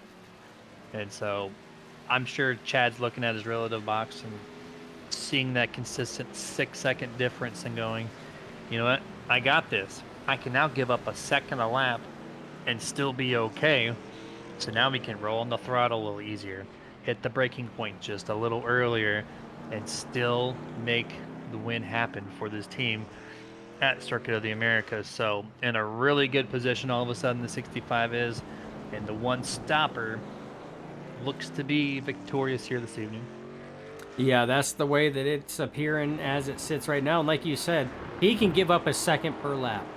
Mathematically, he can give up a second per lap, and that's him being easier on the throttle input, getting back into the throttle, easier on corner entry, a little bit more conservative here and there, and not push the truck to the point where it's going to break loose. Like, it's what us drivers would call coasting to a win at this point in time. The numbers are pointing to you are good. You don't have to worry about it. The pressure's not there, so coast to that win, and that's what the 65 is doing. So yeah, it does. It appears like the one-stop pit strategy here at Circuit of the Americas is what is going to pay off for Grim Reaper Motorsports. But don't take anything away from the 99 of Austin McGill. I mean, this guy has been lightning quick all race long, Jeremy. Has led a crap ton of laps, has been super competitive. And it's a bummer. It is a huge morale killer when you know that you had a fast truck like that, and literally the only thing that really sets you apart from the person that beats you and you finished second to was just a pit strategy. It's a morale killer, but the 99 team and Ghost Motorsports need to come out of this with their head held high, knowing that they had a solid showing. They showed their muscle at the road courses like this, and take away from this. I guarantee you, next time they come back here, they're not going to do a 2-stop. I guarantee it. You watch, they'll switch to a 1-stop because they don't want to make and put their drivers in this situation again. So, again, still a solid showing for that 99 team. Yeah, you're going to add this to the notebook for sure, and you're going to recite that next year. There's not going to be any changes to these vehicles next year, to my knowledge. So it's going to be the same exact equipment, maybe a little slightly different setup, but other than that, you know, it comes down to that strategy call, and you're going to erase the 2-stop, you're going to put the number 1 down, and that's what it's going to be. But look at John DeMatteo here, racing the 89 of Bobby Mantle, not for position, but just a little bit of truck-on-truck action here lately going. Yeah, it's always good to see, you know, drivers going at it and everything else. And the thing is the 26 DeMatteo knows that that's not for position, so he's not going to put the 89 of Bobby Mantle into a tough spot, meaning he's not going to sit here and overly attack a corner, dive the corner in that could ruin the 89's race. You know, this is just good racing between two trucks. They're just going to sit here, and it's going to be in one of your typical passing zones, you know, like coming out of turn 20 down that front stretch. That's where you'll see the drivers try to make a pass like that. Something that can easily be done without, you know, a high risk to either driver. I don't see that happening, but don't make a mistake at the same time because, you know, you might have some angry people at you. But he's smarter than that. He knows what he's doing out here. Gives up a lot of space there to Bobby coming to turn number 1. Looks like you got some replay action here from Danny White, the 64. Really bad night coming through the S's, and that truck almost identical from earlier, but he overcorrects it this time and loops it around on the outside of the S's. I will say, though, that when these drivers, you know, like the struggles that Danny White has had, and again, I will give anybody credit, including Danny White, for coming out here and trying their hand at road racing, because it's not easy. But the good thing is when these drivers have done that, you see, what was that, Henriquez there yielding to the leaders. So that was a good, solid move there for the 81. But they have kept it out of other drivers. They haven't collected other drivers on this one, which is always good, especially at these road events like that, because it's super easy, because a lot of the times through a lot of these corners, it's a single lane through there.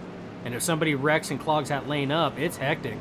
I remember in the 12 hours, Jeremy, we were sitting here watching it, and we were battling we were 14th, and 13th was up there, and one of the lead lap cars, I think it was like second place, come up, and second place and 13th got into it right in front of us, and we had to sit here. It was right in the racing line. I had to jump over the rumble strips and get a 1X off track just to get around it, not to be involved in it.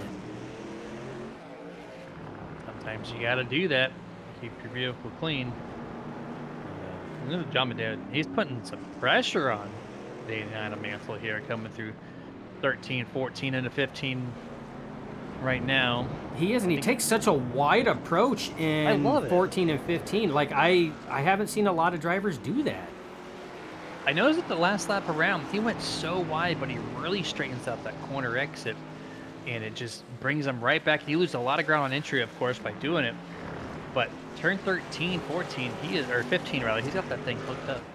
Yeah, and I seen it the lap before too, but I didn't know if it was just a miscalculation on the entry. But then seeing him do it again, you can factor out it's not a miscalculation. That's entirely intentional, and it does. It sets him up for an excellent exit. You know, he loses it on entry, but man, what he gains on the exit just pays dividends. And he's a little bit slower in the back half of this lap, but that section there, that 26 is on it. And even in the S's, able to keep up with this 89, being the favorite for the sweeping part of the track. 3 laps to go, by the way. Austin made a little bit of gain, 6.1, but needs that 2 seconds a lap. Out of the question with how well this 65 was hooked up. I've been watching his truck, Dustin. There's not a single bobble out of that 65 right now.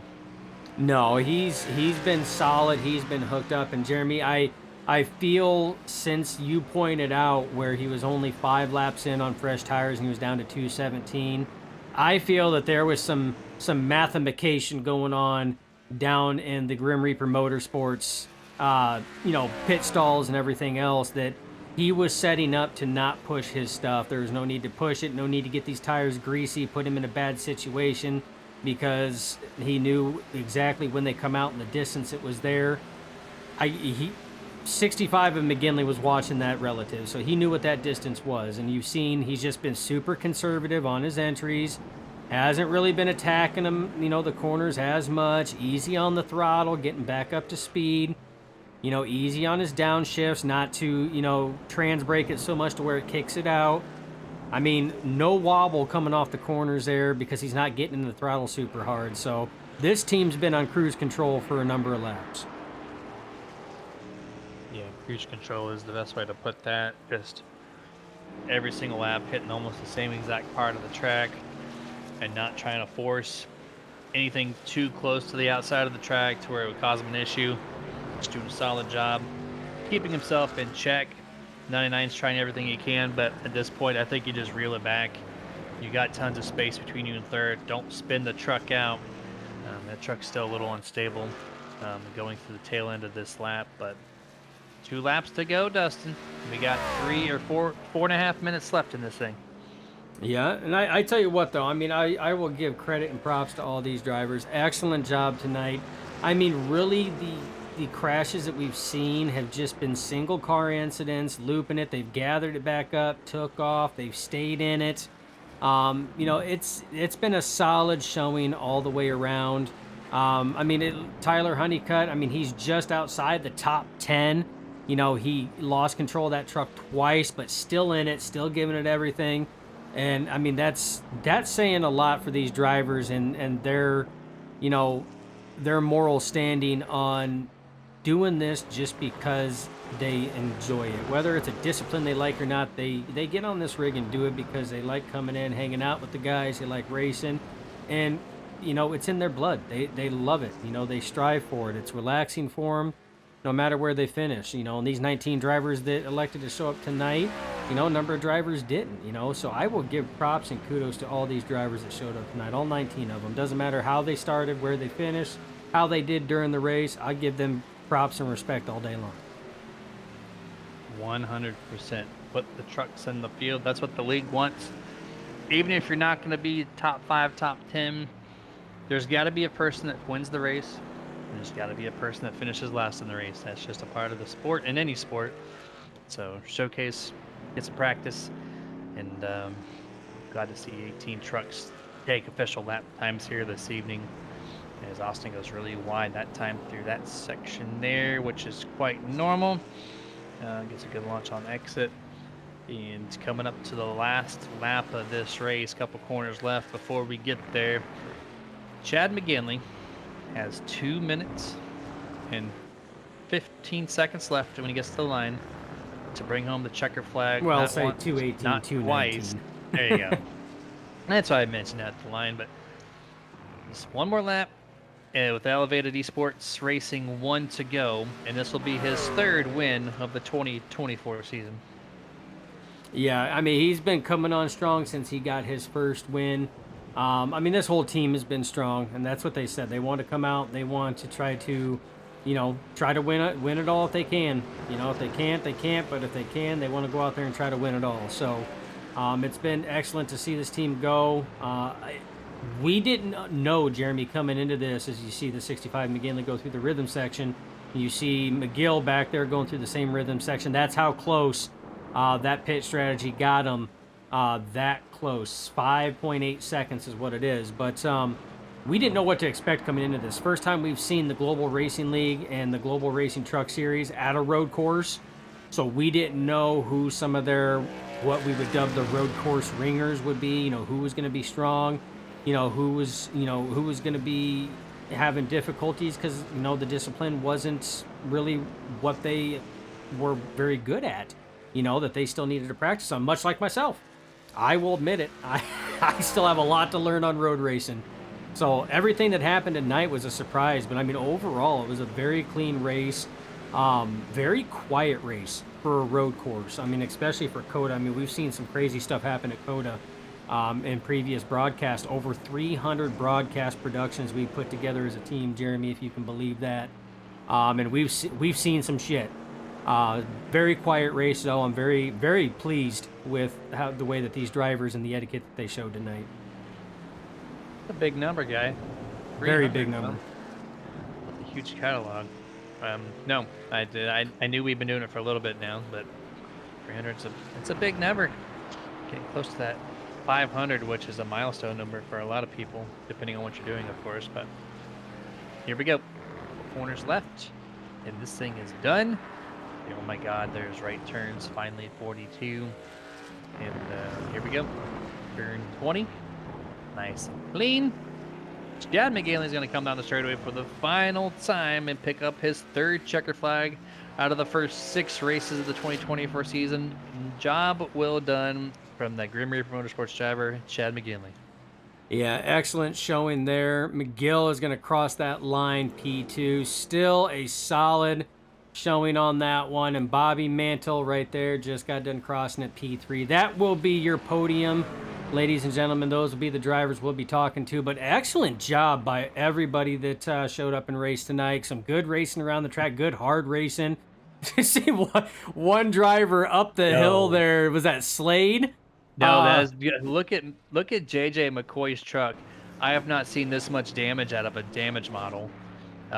He has no front end period except for the roll cage. Except for the roll cage, you said McCoy, huh? Yeah, I've never seen this much damage come from a truck, but he just full send University FSU. We're gonna back this up. We got to see this. Oh my golly! There's nothing left. He just full sent that thing in there. That's a person that says, you know what? I'm good. Deuces, COTA. See you next season. Like there's nothing. Wow. There's no hood, no bumper, no fender, no nothing. It's just roll cage and motor left in that thing, and then somehow the smoke comes out of the cockpit. That's probably his vape pen after wrecking that thing into the wall.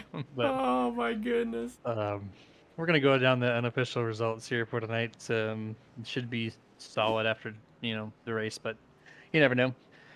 65 Chad McGinley, P1 here. Austin McGill in second. Third place Bobby Mantle. Fourth place Stephen Knight, and I guess we have no visual of that, so I'm just gonna run it down myself. Fifth place. I think we still got some drivers finishing. That's why. So Really? so the software's still. Okay. Well, I guess we gotta wait the extra two. I'm just being preemptive here. Bradley Yeah. Minor, one of the last ones. I think Mike Hayes. These drivers here are still trying to finish it out.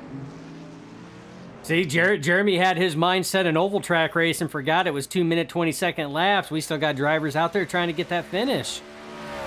There we go. Is that the Mike last one? Hayes. I think so. There's some people still on the track, but I don't know if they're. Yeah, no. Yeah. We still got they're Carlos still- Enriquez. He's just out of turn 11. I think that's the Oh, last. it looks truck. like Slade ran out of gas. Looks like he's getting a little help from no. De Matteo. That's Yep, what's that's going on. him. I seen Slade was slow when we were looking to see what happened with JJ McCoy, and that's what happens. It looks like Slade might have run out of gas there, so they're trying to assist the 12 of Joshua Slade around the track here to get that finish. That's why it's taking a little bit. If you want to talk about league camaraderie and how much they're willing to help out other drivers, this right here should do nothing but to show you on that one. Now you see Brad Miner taking a chance. And John Mateo and oh no, No. we'll have to wait for the official results here. But Bradley Minor and John De Matteo are on the same lap. At least I think they're already completed. So there we go. There we go. It's official. Chad McGinley, P1, Austin McGill, second place. Bobby Mantle completes your top three podium, which will be your post-race interviews presented by Martin Sports. Fourth place, Stephen Knight. Fifth, Justin LeBlanc. Sixth will be Michael Hayes. Seventh, into the wall there at the very last moment, Joshua Slade. Eighth, John De Matteo. Ninth, Bradley Minor. 10th place, 20th truck of Tyler Honeycutt. 11th is Mark Sherwood. 12th, JJ McCoy, who needs massive repairs after that crazy wreck there at the end. 13th, Carlos Enriquez. 14th, Ron Harrington. 15th, Danny White. 16th, John Howard. 17th, Joshua O'Connor. Zach Hollinger is your last truck on the running order that started this race. And then Michael Dow technically entered, so he will get 19th place. And so we're going to go full screen commercial, try to get our top three, and we'll be right back.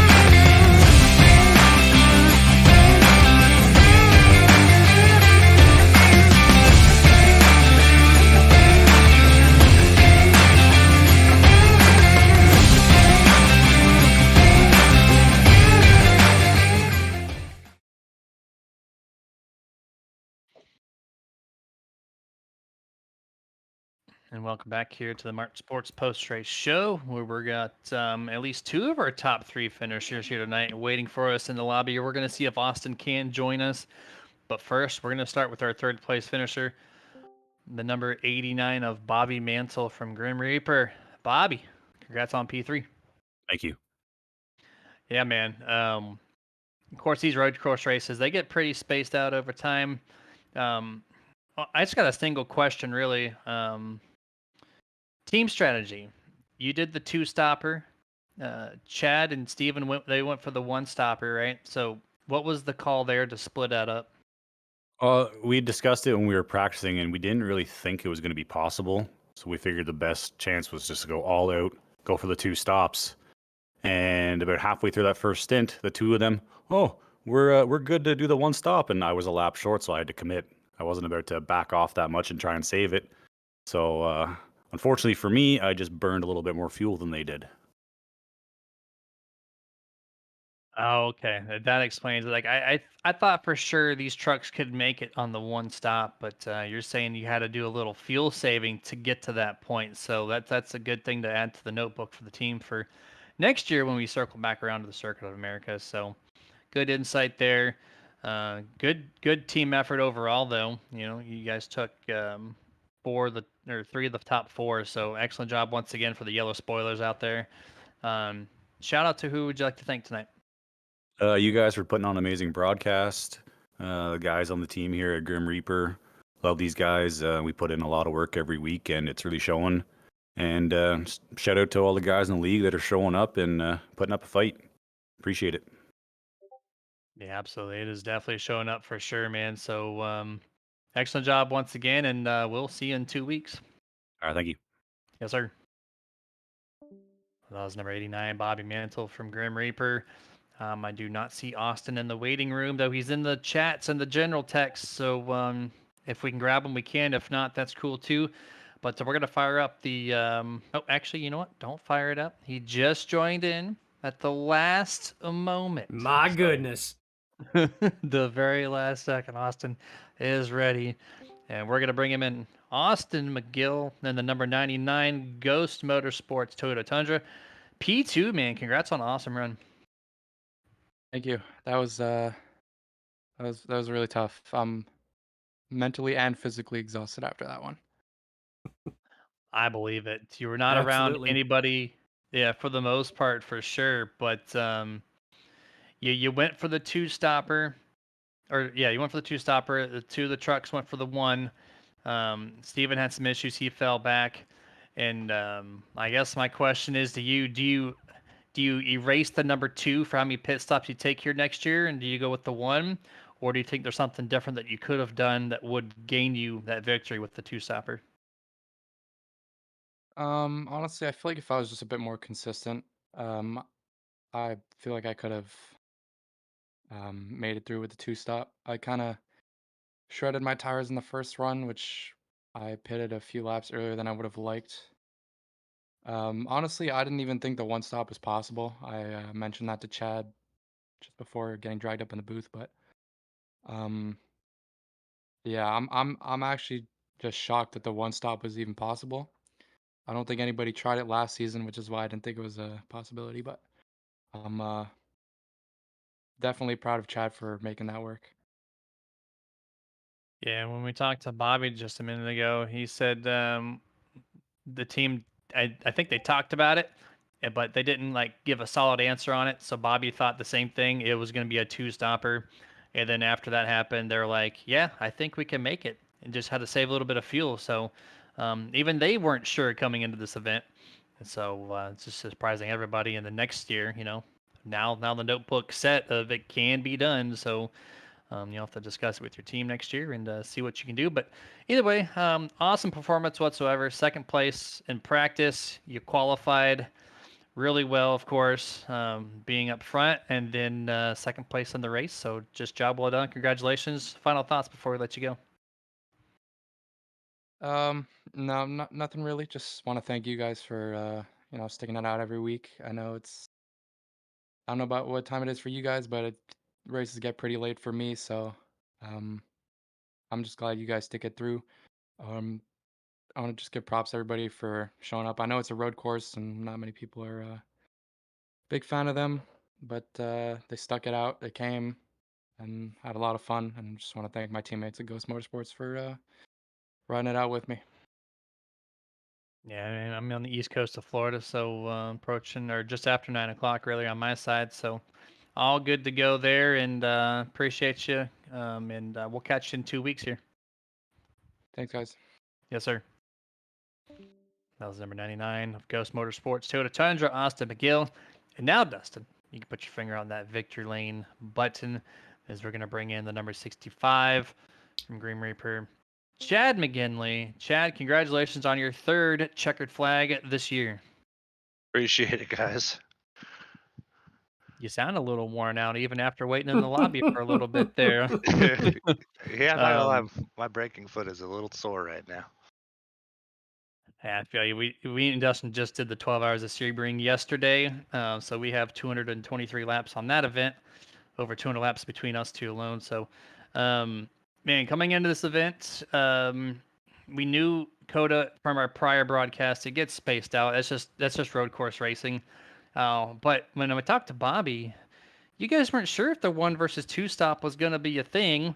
Bobby made the pit stop, and then you and Steven said you guys could make it with a little fuel saving. So the new playbook is kind of set for next year when we circle back to this track.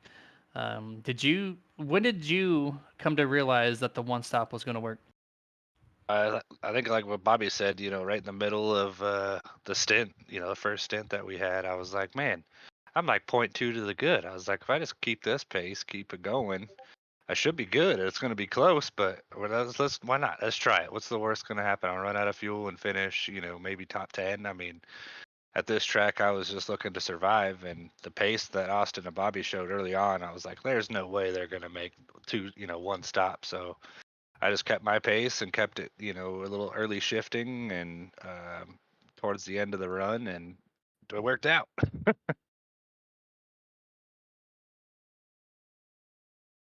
It really did, man. It really did. And I thought Austin had the pace to get to you, but kind of question your lap times on the second stint, and you just had a little bit slower first 10 laps than your first set of laps on the opening laps of this race. And I think that was to kind of conserve the tires a little bit. Around 6, 7 laps to go, you plateaued with them, and then you carried it home the rest of the way. 7-second margin was between you and Austin. So congratulations on your third win this season. Final thoughts before we let you go. I just want to congratulate top three. I mean, it was good that we had good, clean racing. I mean, for the most part, from what I could see, I appreciate all the lap cars moving out of the way at the right time for me, anyway. Um, I appreciate you guys putting on a show for me to go back and watch later tonight. And then thanks to the Global League putting on the league for us to run in, and obviously the preparation that us Grim Reaper guys put in this week. It obviously showed that taking down Austin, was the key, because we knew he was going to be fast, and for one of us to go beat him, it's a proud moment for Grim Reaper Motorsports.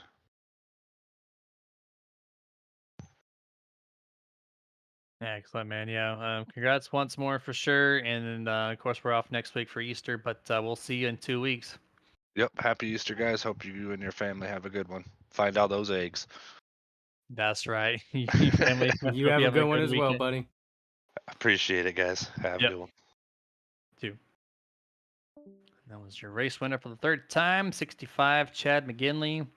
Dustin, that's a road course race, and typically that's how it looks on the leaderboard.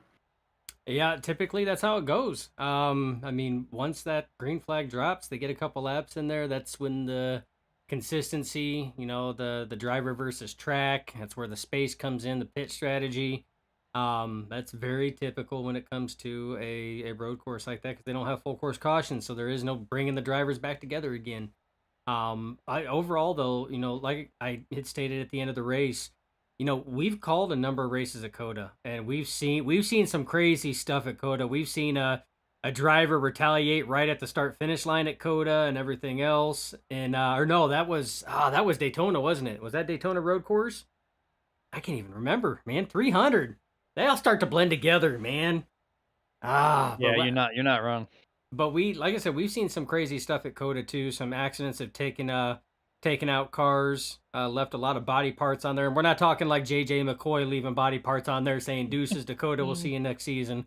Yeah. But it was a very quiet, just a couple single car incidents. I mean, Jeremy, from what we caught, which there could have been a couple that happened, but from what we caught, we only seen like 4 or 5 spins maybe, and that was about it. Well, 6 spins. That was about it. And 3 of them, I think, were from Danny White, who was struggling. But you know what? He stayed with it, though. He stayed with it. And I will give that man credit all day long. He stayed with it. So, very good race overall. Guarantee you these drivers are ready and waiting to get away from COTA and off to nothing next week because we have an Easter break for Easter on March 31st. But then it will be off back to oval racing once we make our triumphant return back to Nerd TV. That is absolutely true there, and appreciate you guys that just tuned in. I know it's not an eventful race, but regardless, we had a decent amount of viewership for a road course race. So thanks once more. But we're gonna close this thing out with a video for our sponsors. So you guys stay safe, have a good Easter, and we'll see you in 2 weeks.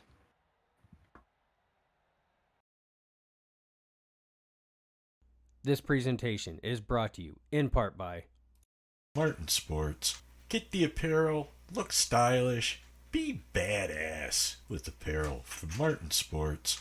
martinsports.gg. iRacing iFlag. Must-have flag marshaling system for any aspiring sim racer. Get yours today at iracingiflag.com. Boomer button boxes. Total sim control at your fingertips. boomerbuttonboxes.com. If you race hard, then you need to rock hard. And no station gets you harder than iRock935.com. If you're a collector and that's your game, then Dusty Pete's, that's the name. DustyPete's.com. TWRS. Got the rig? Got the sim? Now get the speed with setups from TeamWatsonRacing.com.